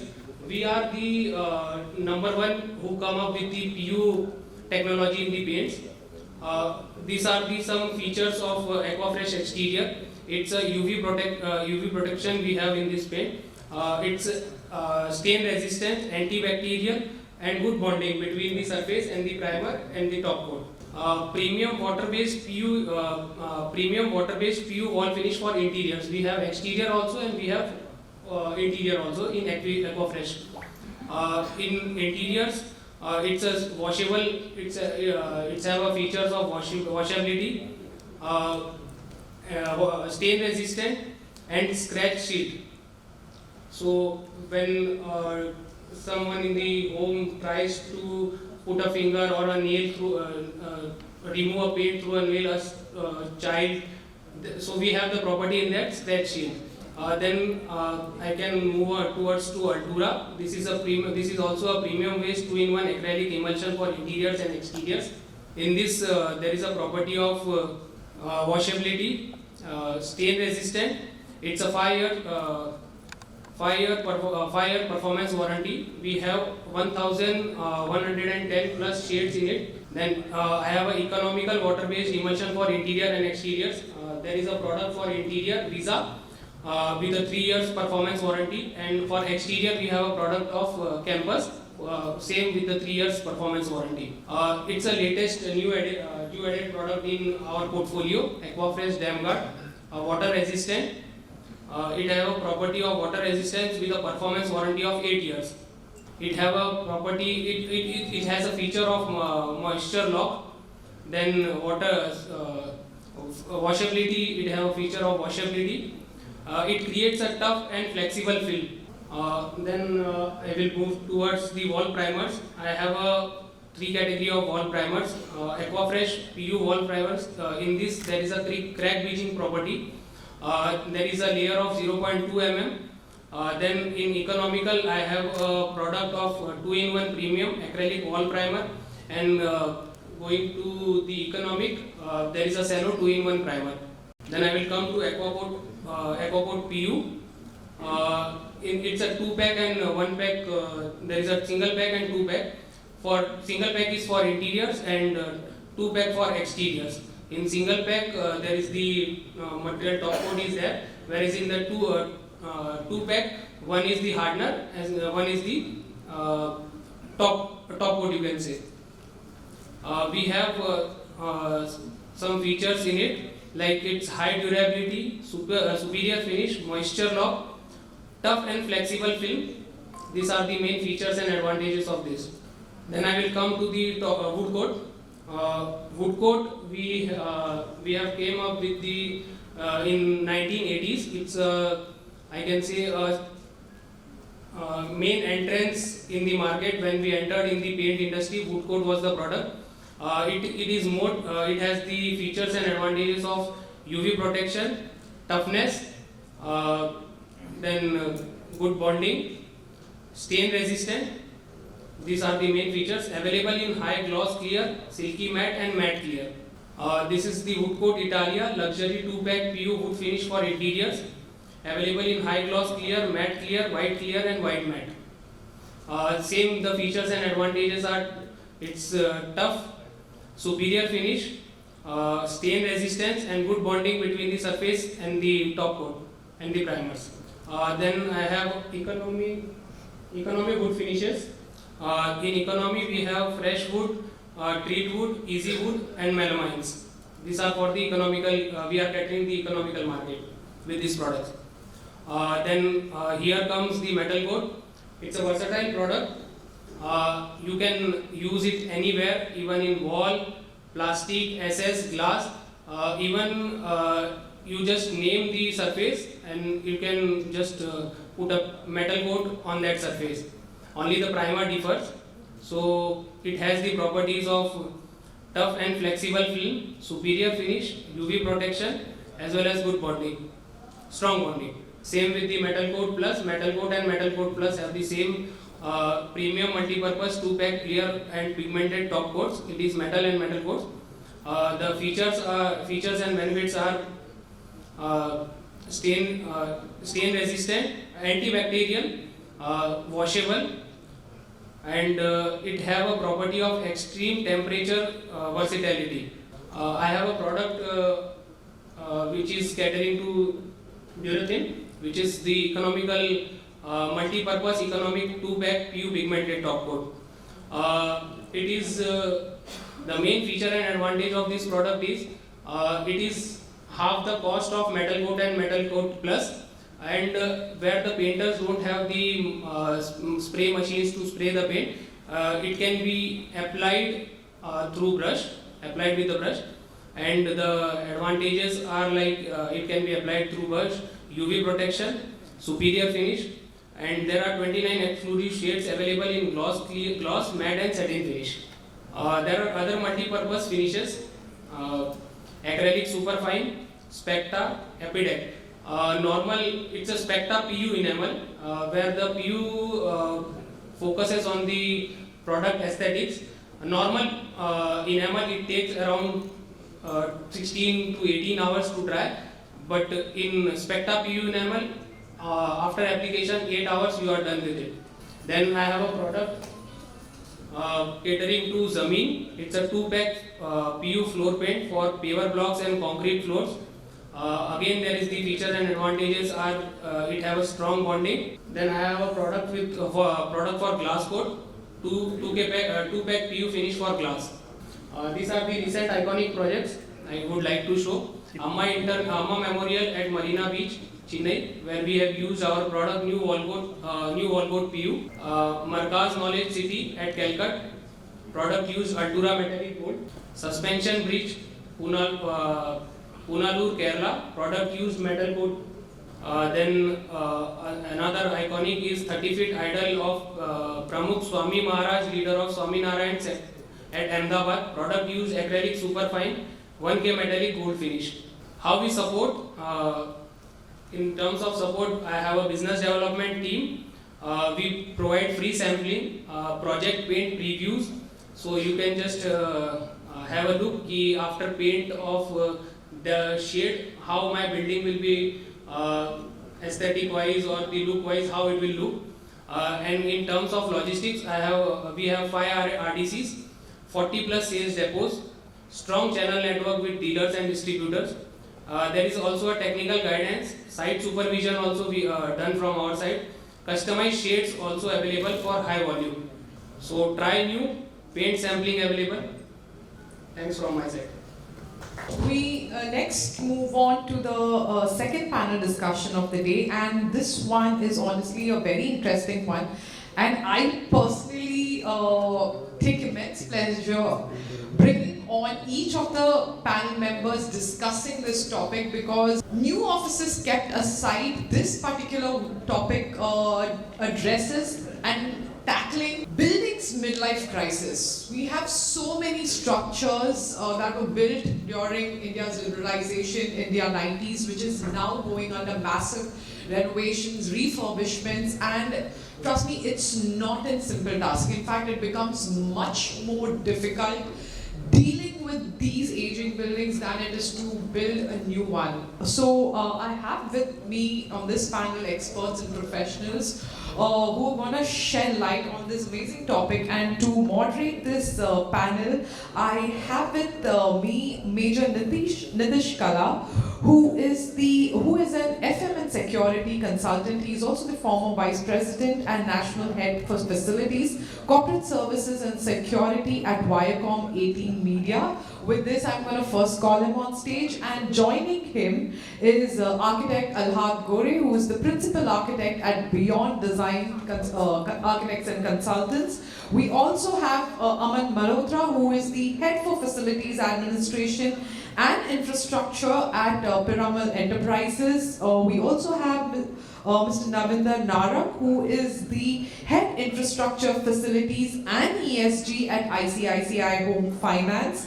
Joining them are also architect Sabarnode, who is the vertical head for corporate interiors at Edifice Consultants, and we have Captain Sudeep Ghoshal, who is the head administration and infrastructure for Reliance Capital. And finally joining this team is Tanmay Khare, who is the head for administration human resources at Pidilite Industries. You notice that we have a lot of members teamed into the facilities and infrastructure segment, because I honestly believe these are the gems and the individuals who manage the building for its entire life cycle. And it's just amazing to have this crew here, and I'm quickly going to hand it over to take this forward. Major? Yeah. Over to you. Thank you. Please, the panelists. Good evening, everyone. Thank you, Rashmi, once again. So we'll begin. We are running late. We are over an hour late. After the very interesting panel discussion, which was the first one on creating next generation workplaces, we move to the second panel discussion, which is upcycling workplaces, tackling a building's midlife crisis. So many buildings in the modern world, particularly the big office towers that make up much of the square footage of cities across India, things start to get shaky around the 40-year mark, or in some cases even earlier. Workplace professionals and consultants call this the midlife crisis of an office building. Mechanical systems get rusty, heating and air conditioning units scrap out, windows leak and crack, systems and technologies get outdated. The building themselves remain structurally sound, but the infrastructure within them starts crumbling. A recent study from researchers at the New York University Stern School of Business and Columbia University Graduate School of Business projects that the impact of remote work and aging spaces could lead US buildings to lose close to $500 billion in value by 2029. The commercial real estate industry has an opportunity to transform these properties and to do so in a way that can be more sustainable and faster than building new ones. Existing towers often occupy central locations in cities and downtowns, making them even more desirable when the right attributes and amenities are present. What's more, repositioning aging buildings can help retain both top-tier talent and tenants. which brings me to my first question, and my first question is to Alak. What are the required interventions to reposition aging buildings to compete with new towers? Let's first understand what are the issues that we face when we are repurposing the building. There are a couple of issues that I have written down. So sprinklers is something that a lot of old buildings don't have. Typically buildings before 2016 when the new NBC came in. So when we approach a old building and when the client says no, I want to have sprinklers in my building now, it becomes an issue because having a sprinkler system in an old building means you have to build the fire tank, the fire pumps, jockey pumps, run the line, and do the distribution of the sprinklers. It sounds very easy when I'm saying this, but typically with old buildings which have normal slabs and beams, today all the buildings have PT slabs and flat slabs, and with no shafts in the building, dedicated shafts, it becomes a daunting task for architects and consultants to have the sprinklers. That's number one. As I said, shafts are many times either less or not there at all. We also have a lot of old buildings, typically 30-40-year-old buildings, when the shaft concept was not much at all. Shafts were only for washrooms. There were no services shafts in the building for LV, for sprinklers, for all other shafts that we normally have now. Openable windows is again issue because you either have full openable windows or there are certain buildings where you have a full glazing but no openable panels. So smoke extraction becomes a problem and that needs to be catered to. A lot of buildings are not handicap friendly, so how to mitigate the ramps, how to make sure that everybody who's going to occupy the building is happy is something that we need to look into. Waterproofing can be an issue at many times depending on the location. Sinking of the building, physically buildings sink over a period of time. That becomes a problem. Subsoil water is also a problem a lot of times. Plumbing lines, as you rightly said, rust, so those need to be looked into. Buildings are not certification friendly many times, so we have these EV charging stations now that needs to be introduced. Many times or most of the times the building doesn't have anything as far as the certification is concerned for these old buildings. And the biggest issue that we face is no drawing availability. So many times we have to do scan to BIM or we have to do physical measurements. Structural drawings are not available, so we have to get into structural analysis of the building and make sure that the building can take the loads if there are any extra loads for say UPS rooms or server rooms. So these are few of the things that we come across when we are talking of old buildings and how to mitigate that. Okay, Captain Sudeep, you want to add something? To add to this, I can only say that basically what we are looking at while doing this entire retrofit project is what is the kind of value proposition we bring in and how do we market it after it is done. So, I can give one great example which is of a building here in Mumbai itself, the Express Towers. All of us know that it's an old building. It was constructed somewhere in the 1970s, I believe 1972. Famous architect Jack Aronstein, right? I believe, yeah. At that point in time, it was the tallest tower in Asia, and after 2 years, of course, it lost that thing. Now, in 2013, again, this was brought over by Blackstone and the Panchal Group. So you can see today, this particular tower, out of all the towers in Nariman Point, demands the maximum rentals. Why? The only reason being they have retrofitted the entire building, including the facade, and this entire thing was done. Actually, I happened to speak to one of the persons who was actually involved in this entire thing, Mr. Deepak Gehlot. I was talking to him yesterday, and he said that it was done when the building was completely occupied, without the tenants moving out of the building. They have not used scaffolding while doing the entire retrofit of the building. So that kind of systems and processes were used by them. And today, this particular building in Nariman Point demands the highest, one of the highest rentals as compared to the other. At least, if the others are at 200, it demands 300 per square feet. So that's the kind of difference a retrofit or a renovation of a building can create. Okay, very valid points by both Alad and Steve, which takes me to my next question. Savarno, I would want you to take this question. How can an existing workplace be upcycled efficiently and sustainably in a market that's witnessing constant shifts in trends? Thank you, Mr. Kala. That's a very nice question and very close to my heart because what I'm going to speak about now is purely based on my experience in dealing this kind of projects in the recent past. I've been involved in a couple of projects where the buildings were commissioned in the early 2000s and they are right now in its midlife stage, and the clients want the project, the entire office to be revamped, refurbished as per the modern new age workspaces.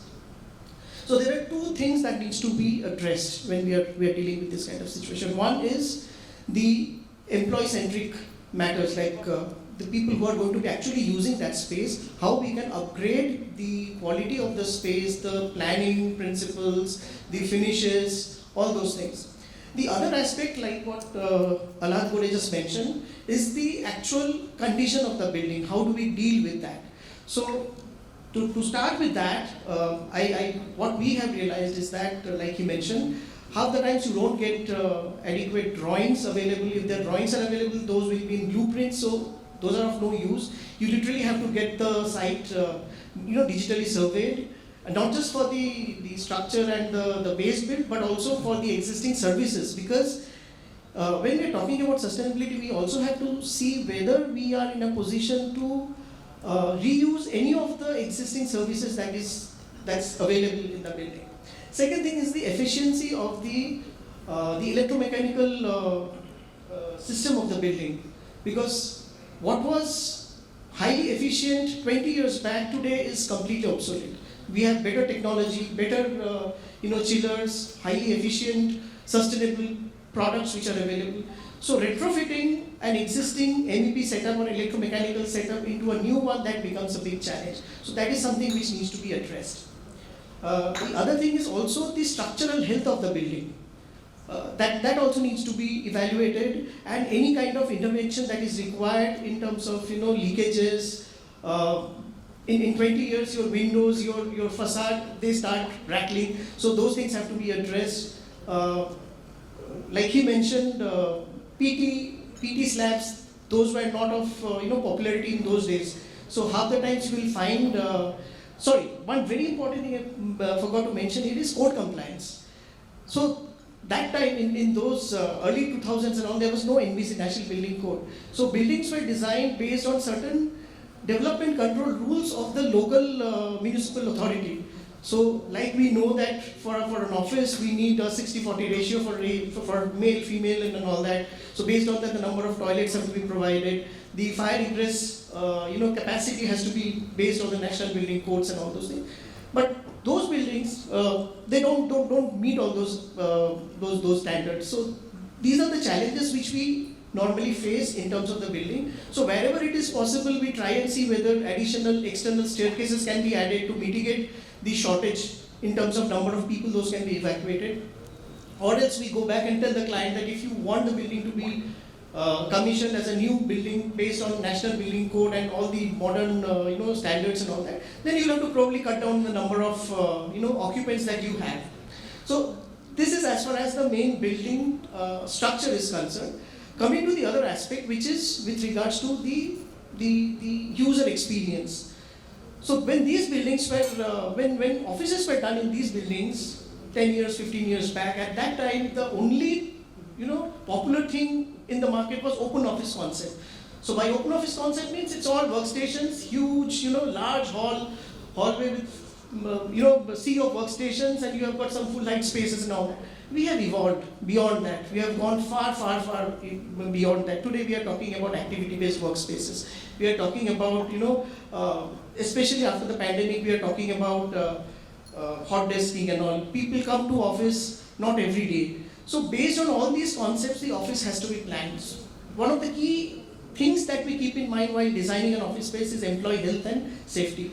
So safety is something which I just spoke about, ensuring that everything gets taken care through by following the National Building Code. But employee health and well-being is where we again have to look at how we are taking care of the indoor air quality, the accent to getting better quality daylight inside the workspace, planning in a modular way so that in future if there are any kind of changes and all that, you can make modifications, changes to your layout, and make the office future. These are some of the things that comes to my mind when we are talking. Thank you, Suvarno. Thank you for covering this question very comprehensively. So, which takes me to the next question. What are the environmental benefits of upcycling? And we want Karuna to answer this question. A lot of points were covered by Suvarno while answering the upcycling thing. I hope everybody is clear about upcycling. Do you want me to just cover that in a bit? So upcycling is something that you do when you use, reuse or recycle the same thing by adding value to that thing. So it's not only merely recycling or reusing, it's also adding on certain components. And when you do that, you have to take care of the environment also. It's rightly possible today to do that. And in a very, very holistic and inclusive manner. Firstly is to use the material which is locally available. So if you want to add on something to that building, add value to that building by adding some more components to it. So use locally available material, use locally available resources, including manpower and labor. So that helps in the reducing waste. Basically the concept is to reduce wastage, to have energy savings, to also reduce the transportation aspect, reduce the manufacturing load, and reduce the extraction load from the earth. So that's how you save on carbon, carbon wastage. Also, things like having green rooftop while creating a retrofit or upscaling a building or doing upscaling along with environmental measures, using solar rooftop, having a water management system with rainwater harvesting, having a building management system, using technology to upscale. So that helps in your energy savings ultimately. The cooling systems, a lot of points have been covered, the daylights. So all these points help in getting the environment aspect added on to the building, thereby reducing the carbon load on the building. That's very important. I think I'll just stop at that. What are the challenges faced by the FM team while upcycling older workplace fit outs and campuses? Aman. Thank you, Major. And I was really worried with the time running out. I believe FM will again left out here, but you didn't. Yeah, I'm also running a little fast. Yeah, so you gave a chance for FM to speak. That's kind of you. So the challenges we face obviously are many. But I'd like to touch upon two major topics. Obviously, it comes to our mind, cost. But that's not the topic I'm covering today. I think the major challenge that we face in terms of upcycling is employee discomfort, or occupant discomfort, So the challenges it brings, the discomfort they have to go through, it's very difficult to define in terms of a value. Upcycling is good for the building, yes, we all know that, but what it costs to the occupant, which need to be taken care. So I would want that, that point need to be considered whenever the upcycling project is being considered. I have one example in my last organization. We were upcycling a building. It was a old historic building in Crawford, which was obviously more than 40-year-old in this case, as we are discussing a midlife crisis. Doing that, obviously it was a bank, so we have to keep the branch running. You can't just shut it off. So we had no opportunity to shift it in a midterm, and do something. So we went ahead with a upcycling project with the operational branch. And at the end of our tenure, when we finished that job, half of my staff left.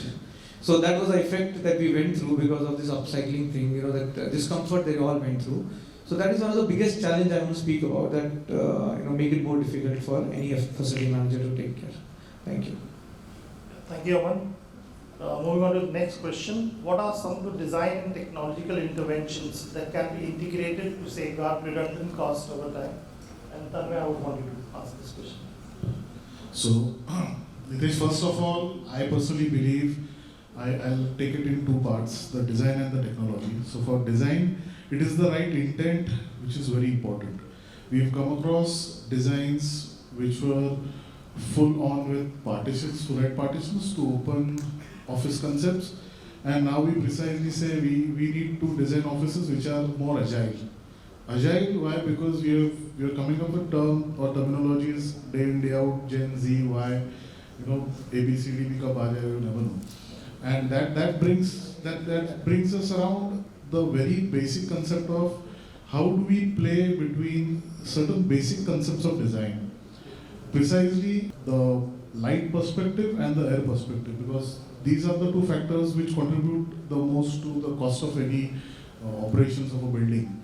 So better linkage between a balanced combination of daylight and artificial light is what precisely comes into my mind when it comes on fresh air or the airflow.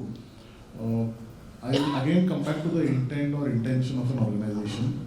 I'll just quickly run through one of my experiences. In one of my previous engagements, we were working on certain certifications. So we have a good certification of ISO 55001-2, which specifically focuses on the asset life cycle and the overall asset value.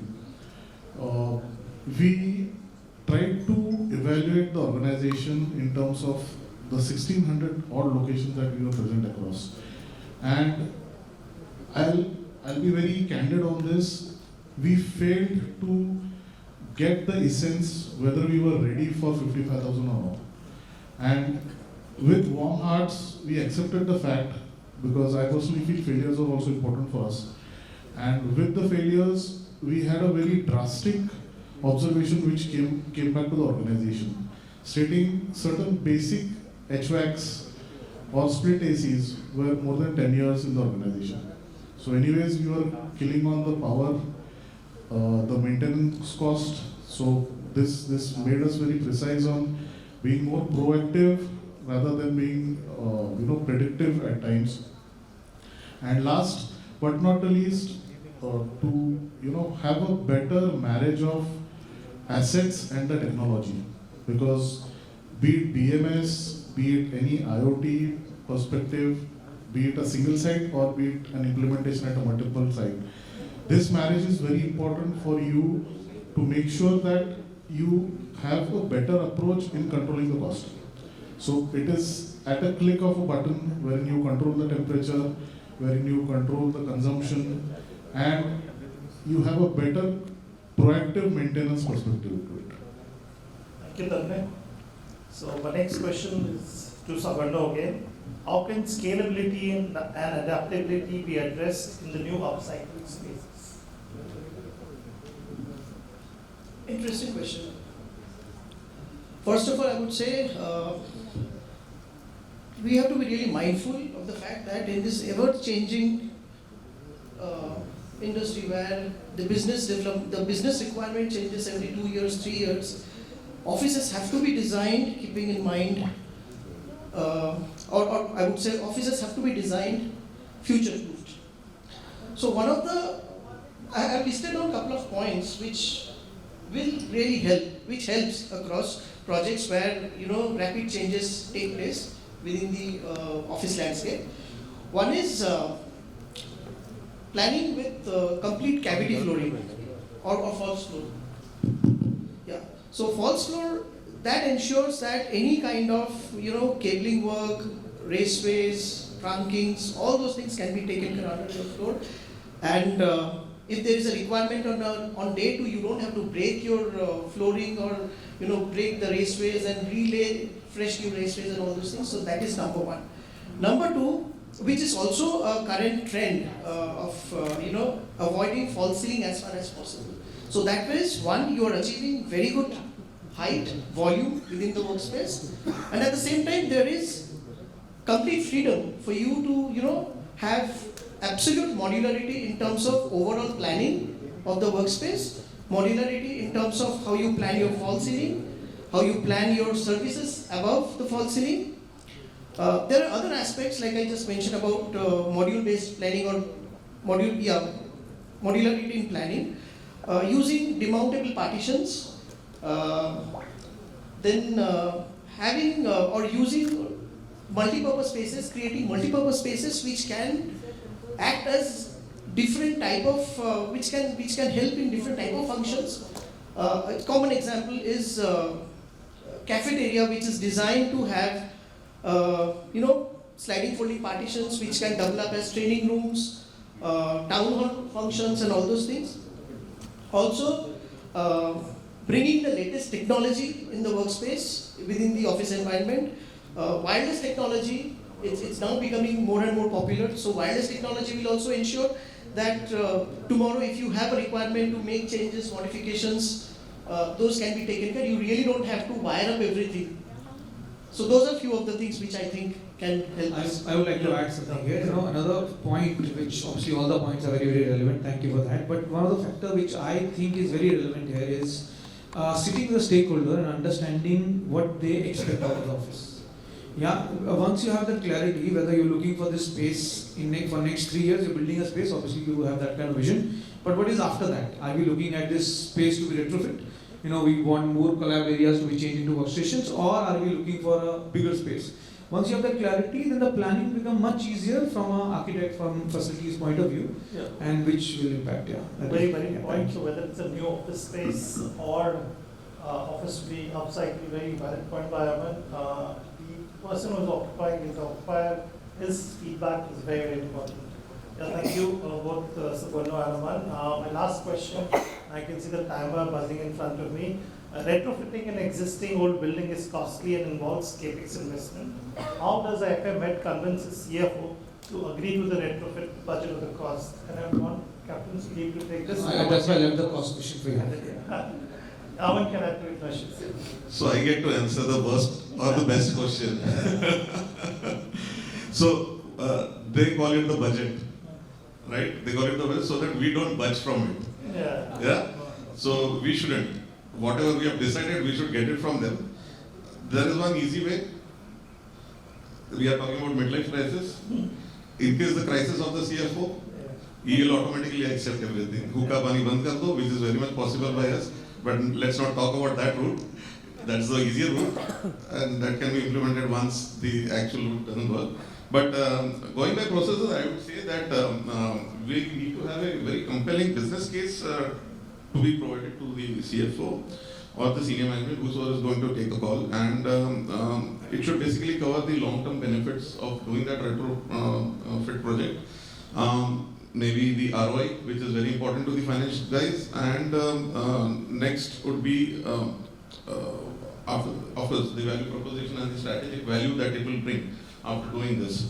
So I mean, you do a cost benefit analysis, you quantify the cost, you work out and go back to him and say that the various possibilities of reduction of cost in terms of energy, in terms of operational efficiency, in terms of equipment, uptime and other things.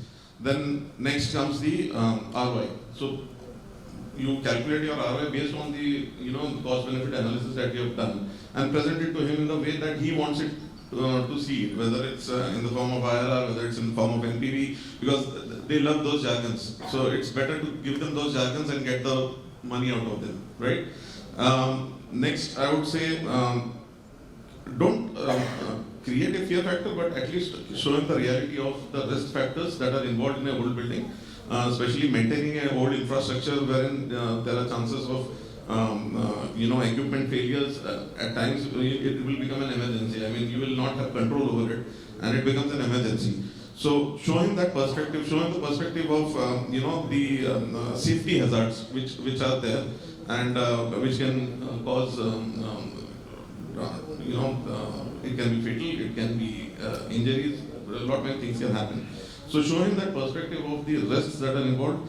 Then, of course, next I would say is telling about the good part of it. Once the project is done, the marketability of the property increases. The tenant will be ready to give higher rentals, so he will be able to earn out of it. The entire life cycle also increases by another 10 to 20 years after doing this, and probably. Also, some of the factors wherein nowadays, like Savan mentioned, we need to comply with certain standards like the NGC standards or maybe other local governing standards which are there. So in case we don't, then again there are risks of legal as well as regulatory issues. So we need to, because they may not be aware about it, we need to update them about the same. And finally, I think we should have buy-in from all the senior management, all the stakeholders basically, whether it's the senior management, the employees, and to the extent even if board members are required to give a go ahead. So I believe once you have all these things with you and then you go and submit a plan to them, it should not be a big issue to get the money out of it. And I think the CFO will somehow get aligned to your thought process. I'll quickly add. I think first of all, we should also have belief in the fact that this is deserving retrofit and all. Moment you have belief, automatically you start thinking. And the next point is also you should be able to think through from the aspect of the different departments who are going to function there. Once you make up a case, and then I'm facing this light problem in our office in JP Nagar.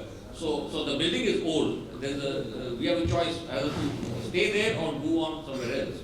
So here is where I learned these aspects, and you can utilize all this. ESG is one place you can easily. Today ESG is important for every company. So you can easily mold your thoughts and beliefs into that side. Also, from the point of view of employees, how far they are spread out around the office. Like we are on that Sakinaka road, that metro road. So if that be so, it's easier for all employees to come to that place. So you build a case in a way which, as Vishal brought up, it's more acceptable to the whole management. So I'll just add to what he said. Precisely, if you yourself are convinced, on the facts, on the analysis that you've done, I have had an experience wherein it becomes very easy for you to convince your CFO. And I've been propagating this concept. It is not a cost, it is an investment in the asset. So your employees are the ones who are getting you all the profits. Your employees now have a platform to speak about, and your employees are the first ones to be heard. So if that concept is clear, this convincing becomes a very easy journey, is what I have experienced. I agree with all of them. They have really said it. It's about your belief. If you agree that this is what is required, then you'll find a way. Whether it's EHS, whether it's ESG, whatever, you have to use a formula. I'm sure there's a way. So that's possible. Thank you. And as sir said, the second of March for employees. I think we are bang on time. We have 30 seconds left. I'll open it up to the audience. I think we can take one question from the audience. Anyone has any questions you want to ask a particular panelist, or they just want to ask? Anyone can answer. Generally, please, any one question. We'll take one question from the audience. I hope everyone is awake. Nitesh, if you can allow me, just want to, if it is a closer statement, just say that. It's a saying from Winston Churchill. He says that, we shape our buildings, and then the building shapes us back. So I think that's what we need to talk about, our belief and, whether we want to go ahead with doing this or not. I think it's a very relevant quote that I can. So with this, we wrap this up. Rashmi, over to you. I was very fast. Thank you so much. Thank you, everyone. Thank you so much, ladies and gentlemen, for having this. I'm going to quickly call on stage Mr. Vardhaman Jain, who is the Professional Sales Head, Office Segment from Signify, and Saurabh Das, the Head of Projects in Hospitality and International Business, South Asia from Hafley, to hand over this quick token of appreciation from our end to each of the panel members here. Though that time less, you all actually tackled with one of the most important topics, and so beautifully. So first I would love to hand it over to Major Nitesh for so beautifully taking up this panel discussion and directing it. Thank you so much, Major, for taking this up and being with us here. Major Nitesh Kala. We next have Architect Alhad Gore. We also have next Mr. Amal Malhotra, who is the Head of Facilities Administration and Infrastructure from Piramal Industries. We next have Navinder Narak. who is the Head of Infrastructure and Facilities and ESG at ICICI Home Finance. Thank you so much for bringing the lightheartedness and the seriousness all together in this one single panel. We next have architect Sabarnode, who is the vertical head for corporate interiors at Edifice Consultants. We next have Captain Sudeep Ghoshal, who is the head of administration and infrastructure at Reliance Capital. And finally, we have an architect who's turned facility manager, Tanmay Khare, who is the head of administration and human resources at Pidilite Industry. We rarely see architects donning the cap of an HR head, but here we have one, and thank you so much for having joined us today. With this, I'm quickly going to call on stage Ashish Pachpohar, who is the Regional Manager West for Projects and Hospitality at Western India from Hafele, to quickly just tell us about the company and their services and the products that they have for us here. Thank you so much, gentlemen. So here I am going to quickly hand this over to Mr. Ashish Pachpohar from Hafele. Good evening everyone. Before to start this presentation, I would like to thank all of our customers who are sitting over here for trusting Hafele from the last 100 years. So today we can proudly say we are the 100-year-old company, and this 100 year we have achieved. Last year we have celebrated our 100-year anniversary, and it is possible just because of your trust and support. It wouldn't have been possible if you had not got any support from you. So thank you very much for your support. So now just moving on the product range.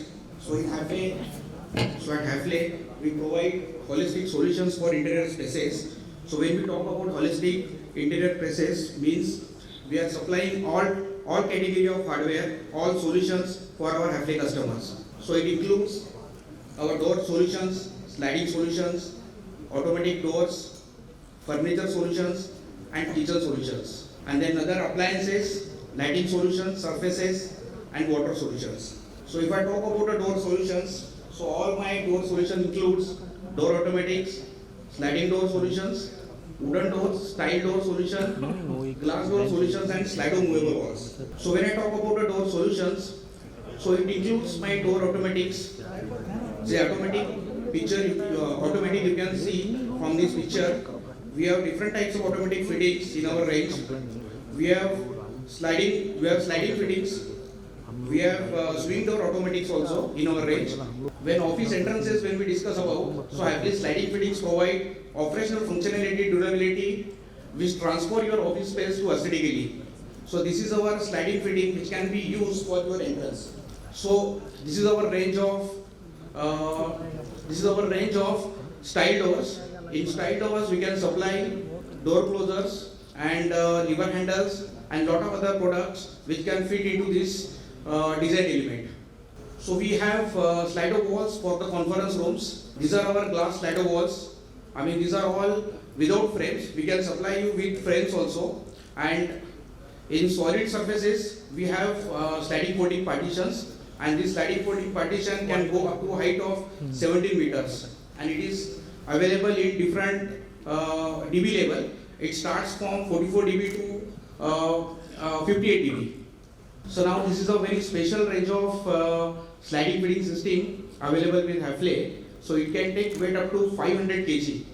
And for higher opening area, so there you can use this product with double tracks as well. There we are showing you a different range of lever handles. So all our lever handles are available in different finishes. These are the traditional door closer range that we have in our range. These are the panic bars. We have panic bars available in black as well as in silver. So now moving to furniture solutions. In furniture solutions, we have table fittings, furniture locks, and drawer solutions and organizers. These are our top for your working area.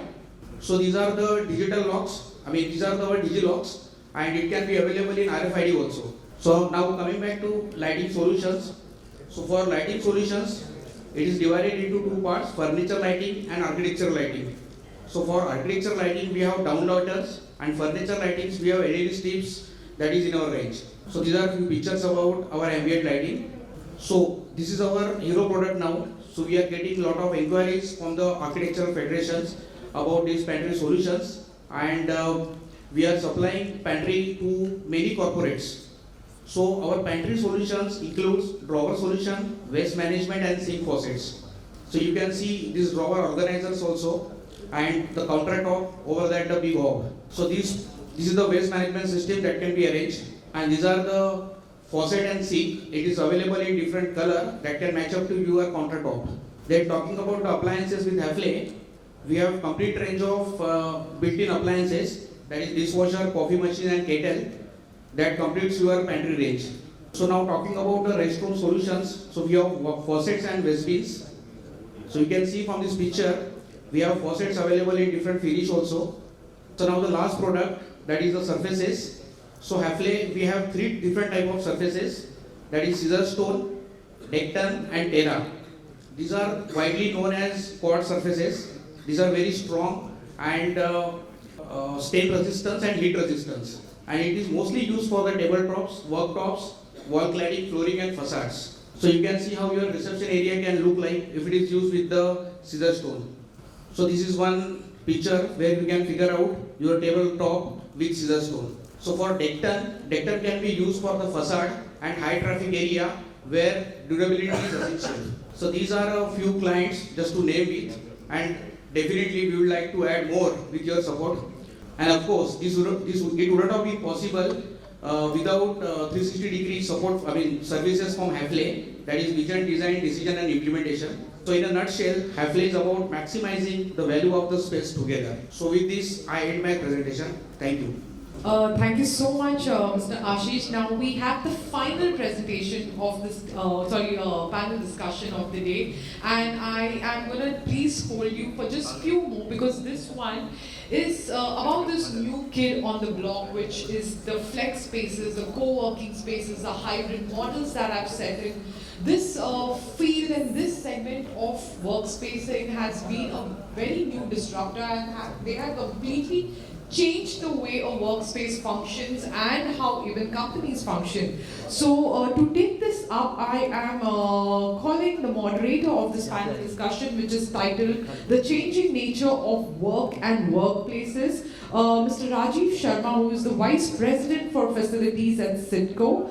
Joining him is Ali Haider, who is the Associate Architect at Architect Hafiz Contractor. Joining him is also Colonel Karthikeya Malari, who is the Regional Head for Occupied Projects, Project Management at CBRE. Joining them are also Kiran Bagwe, who is the Studio Director at Office Space Solutions. We also have Pratik Virendra Swaroop, who is the Assistant Vice President at CoWorks. And finally joining him are Samir Singh, who is Chief Operating Officer at 91 Springboard. Each of the individual here are catalysts at each of their companies, and these companies are making waves across the industry in this segment. And to understand from them how this new typology is changing the industry, for that I'm going to quickly hand it over to Mr. Rajiv Sharma to take this over. Thank you. I'm audible? I hope so. Thank you.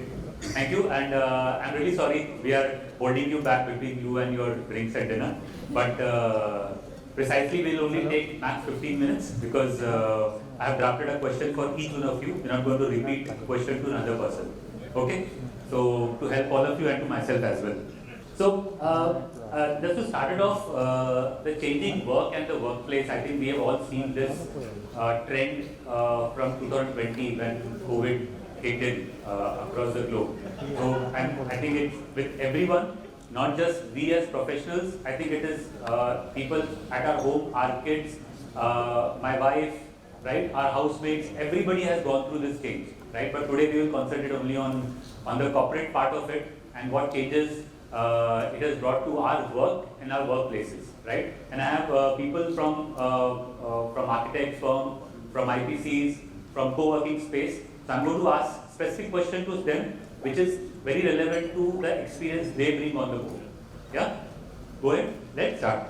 Okay, so my first question is to Pratik, and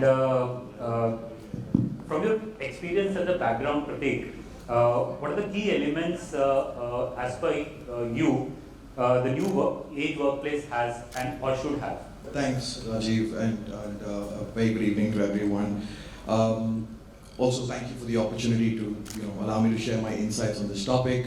To respond to your question, Rajiv, I think the new age workspace typically emphasizes on flexibility, on collaboration, on employee well-being, and technology. So I think these are the four sort of spectrums. And to answer your question on elements that one is sort of seeing, I think the first one would be open layouts, right? I think that's something that has come up in previous panel discussions as well. I think everybody would agree that the sort of traditional cubicles have moved out, and what you see now is layouts that allow or promote, if I may say, discussions, collaborations, communications of employees. Right? And what this has led to is now you have shared workspaces, you have large communal spaces, and just these comfortable lounges, right? From a design point of view, and I know that there are certain experts here who will talk a little bit more about it, what you're seeing is seeing accessibility as well as inclusivity as a focus. So for example, being able to move a wheelchair around. What you're also seeing is modular furniture, which is agile in nature, right? So you can quickly sort of rearrange that and add to the flexibility of the space. I think two would be technology integration, right? And obviously a lot more than just good speed internet. I think a new norm has become video conferencing. I think everybody would agree when you do a meeting today, there's always somebody joining you remotely. So that's become a new norm.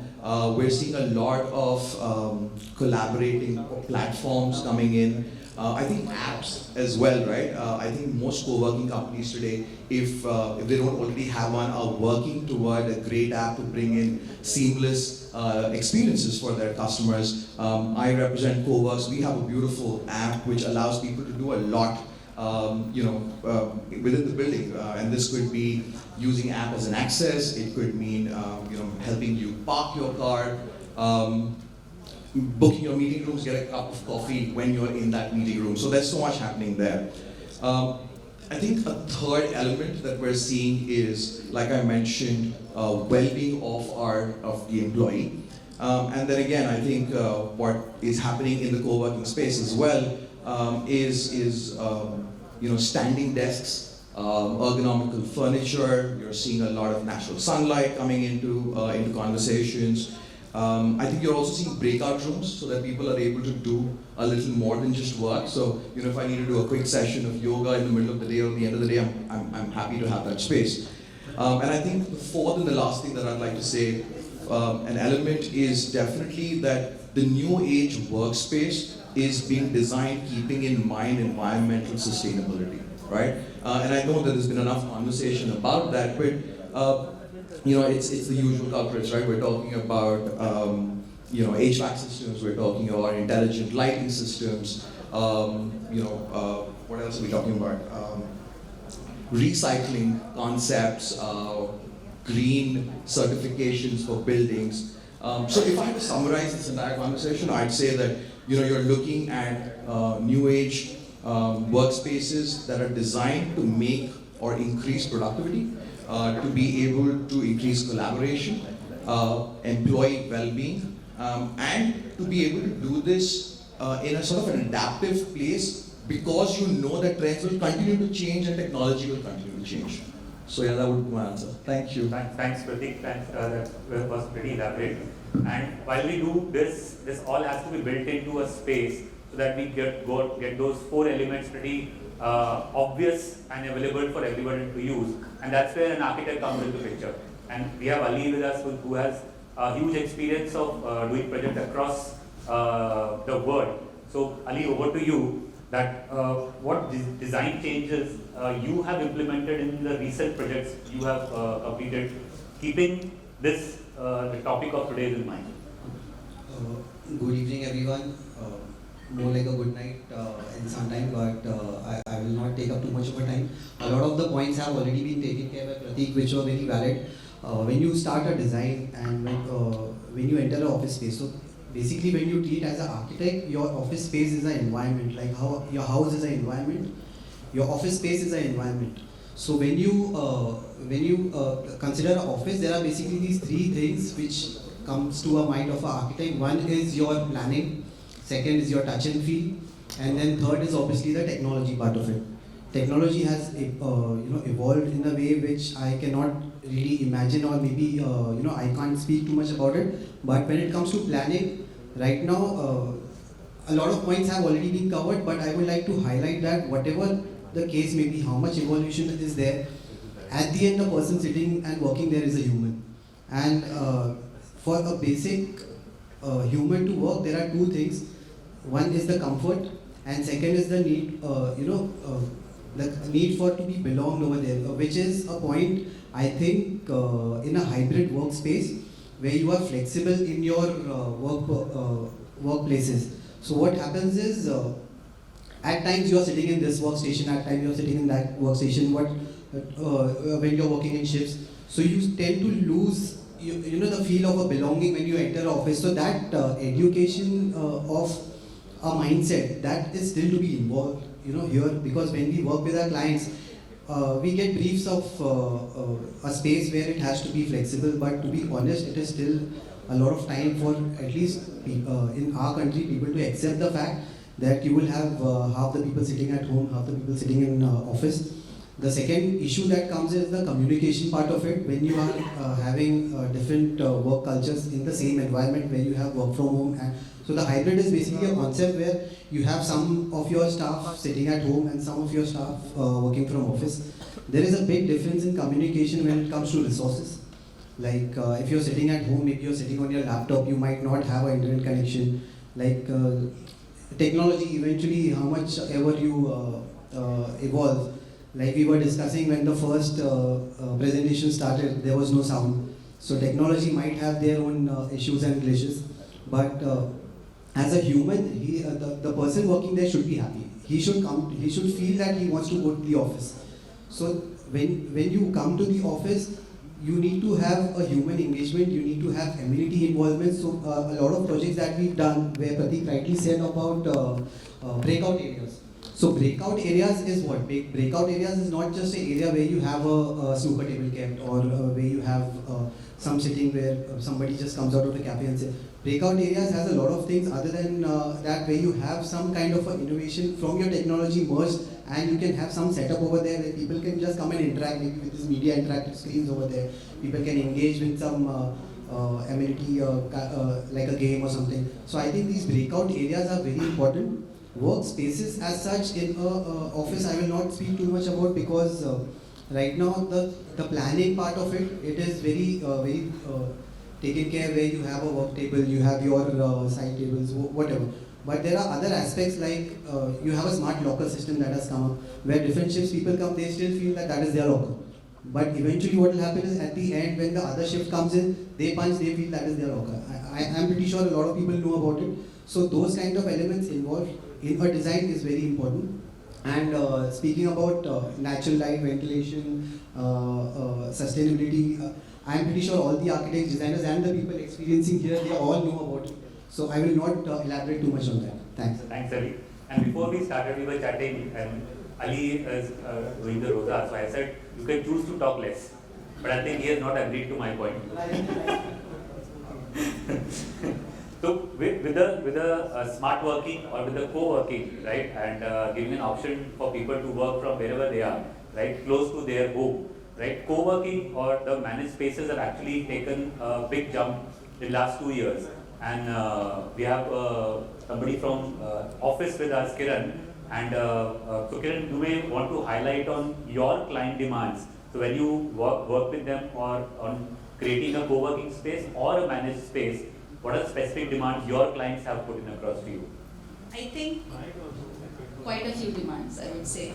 The entire landscape of the workplace, real estate is undergoing a significant disruption at this moment, to be honest. I mean, it's because we have, dynamics of works has been changing. Hybrid is coming, it's the new normal. There's an advancement in the technology. There's also, there's constantly, evolving needs and preferences of the end user, that's employees, and including us, right? All of us.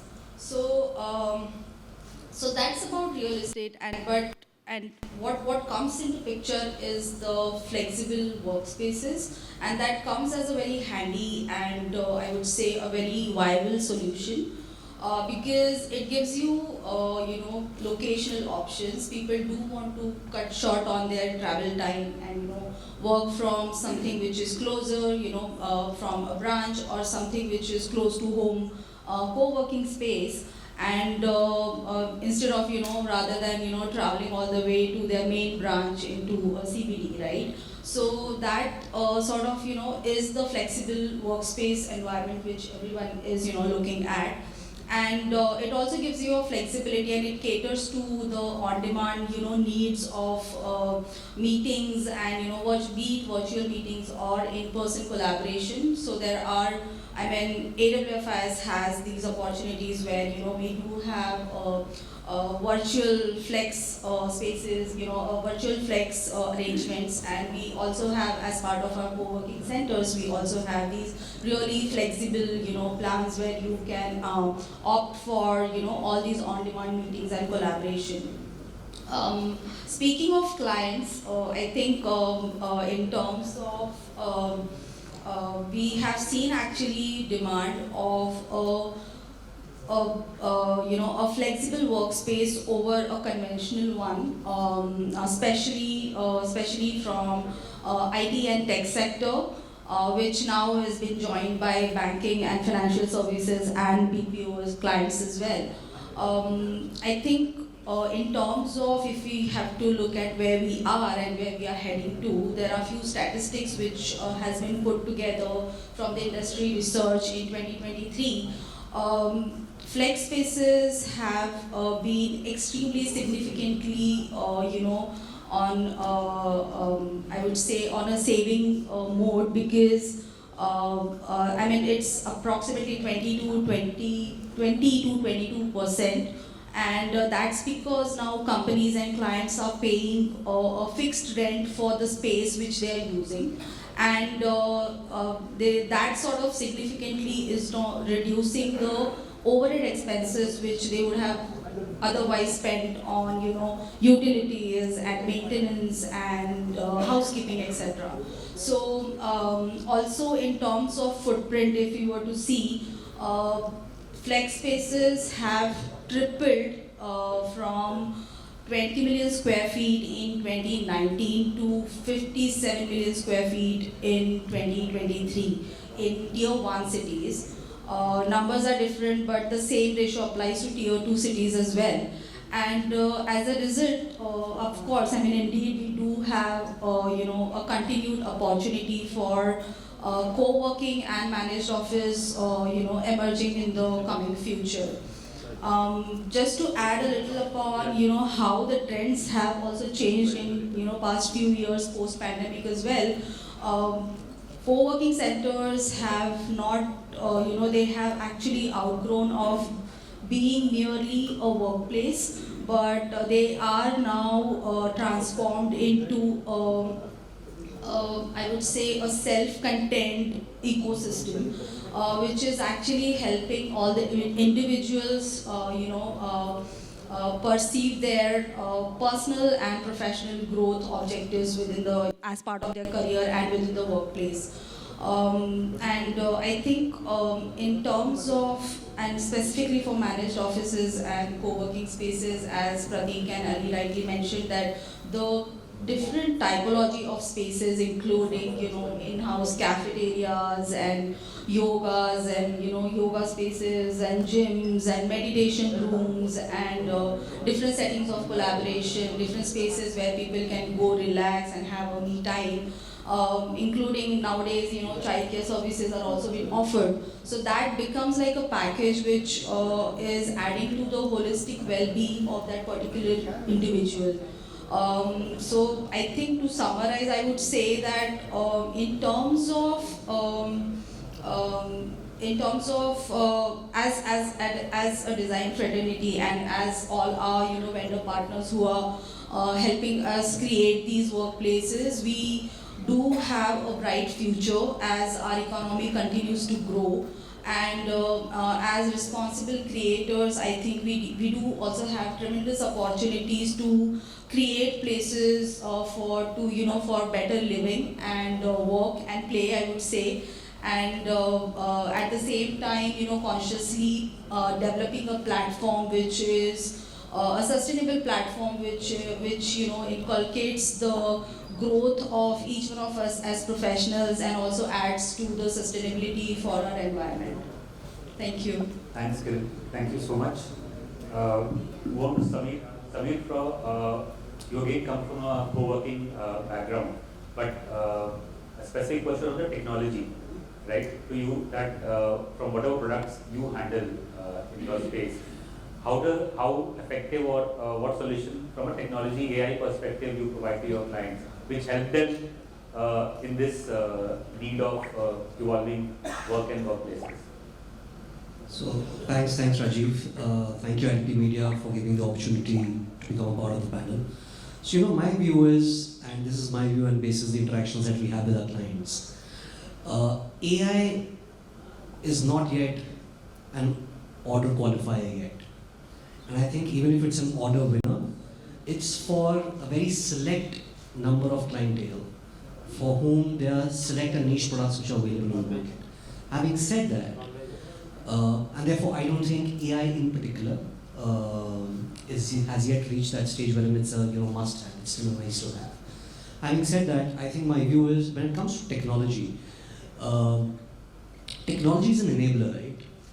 And 90% of customers or clients' problems, or if you have to augment their efficiency in working, if you take care of the basics of the technology, I think 90% of your problems solved. And when it comes to taking care of the basics of the technology, I think you have to keep in mind the processes that you want to execute, which enhances ease and frictionless process for your customers. So let's say, for example, for us as flex operators, you have on-demand products which are available on multiple distribution channels. How easy it is for a customer to book that, and how seamlessly does it flow into your system so that when a customer arrives at your center, all that individual needs is to be directed towards that working desk, and he can plug and play and start working, instead of going through the friction of producing a KYC, looking for the reservation, etc., etc. Taking it forward, I think Prateek mentioned about it, how easy it is for your customer sitting in your place to utilize your application or whatever tool that you have to book your meetings in conference rooms, right? How easy it is for your client sitting at your center or at your hub to interact with the people at the shop floor using a messaging tool or whatever it may be, and how easy it is for your employees to interact with your customer using that tool. So I think if you take care of these basics, you would have covered 90% of your customers' issues or problems. So I think we talk about AI, etc.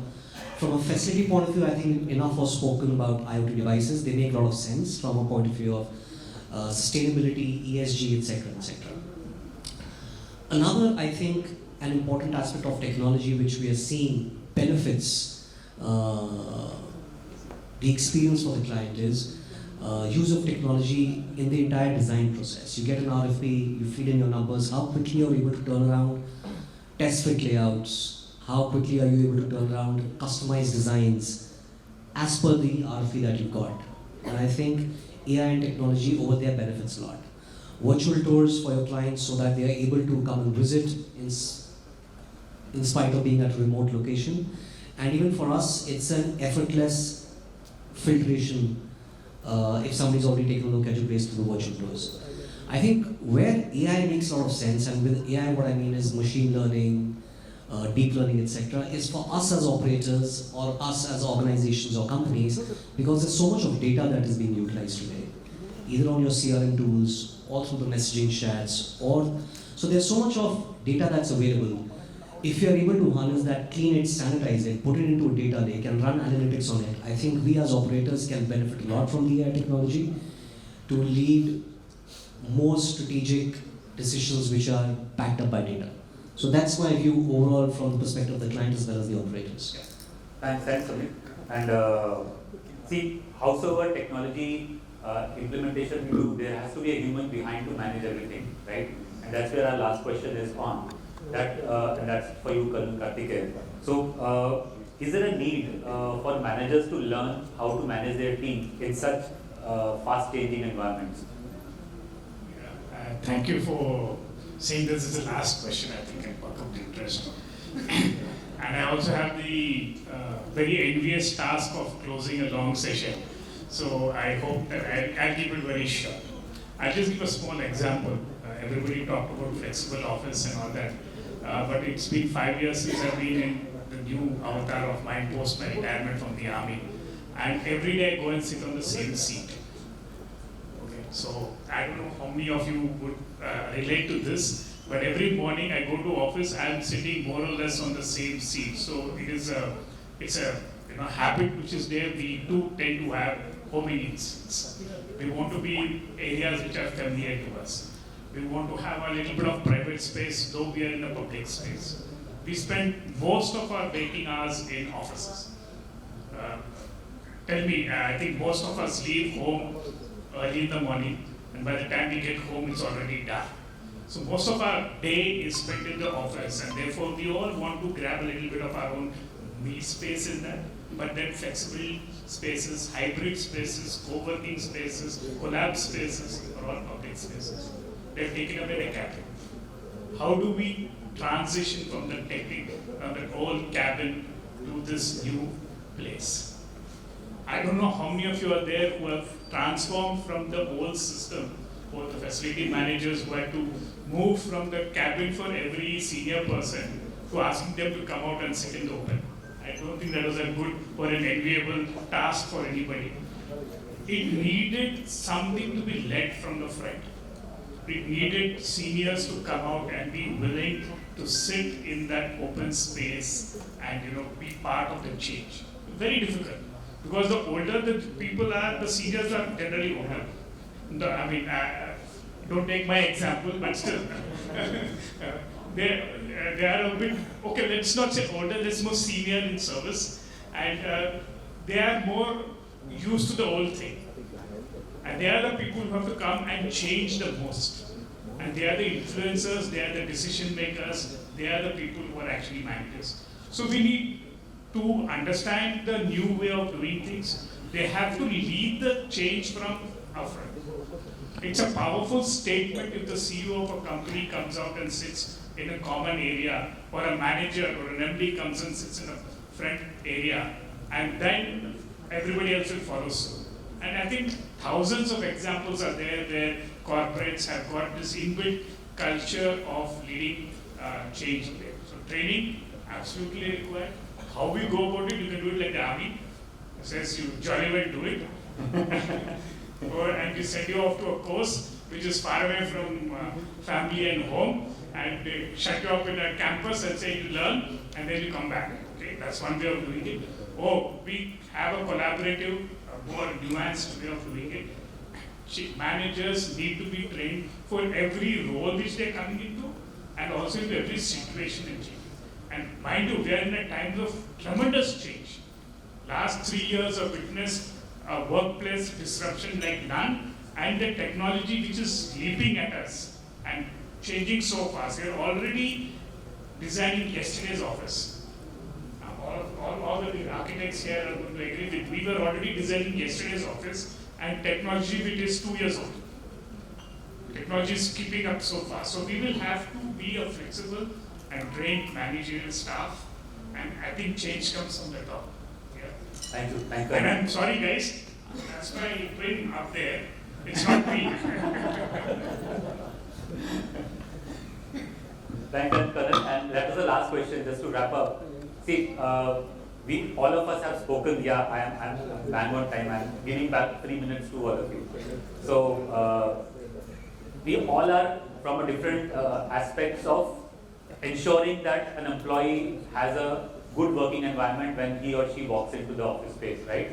We are architects or facility managers or IPCs, right, or co-working, right? as a nutshell, I think we all have to work together to ensure this work, then the changing work and the changing workplace gets to that pace, and the experience also is at par to what the expectation is, right? So thank you so much for hearing us patiently, and once again really very sorry for holding you back from your drinks and dinner. Over to you, Rashmi. Thank you, Rajiv. You guys were amazing. It's like you literally teleported us into the future without the bar being open. Yeah, and thanks to you, Colonel, and like you brought us back to the present day. It was amazing, and without taking much time and standing between the bar and you, let me call on stage Mr. Rakesh Kumar from MRF Vapacure and Mr. Pratyush Panda from Forbo to felicitate the eminent panelists. Begin with Mr. Rajiv Sharma. Thank you, Mr. Rajiv. You were literally amazing and you got the best out of everyone. Though the time was short, wish we had more time on hand. Ali, you can step ahead. Colonel Karthikeyan. Kiran ma'am, you can step ahead. Pratyush, please join us. Pratik, you can.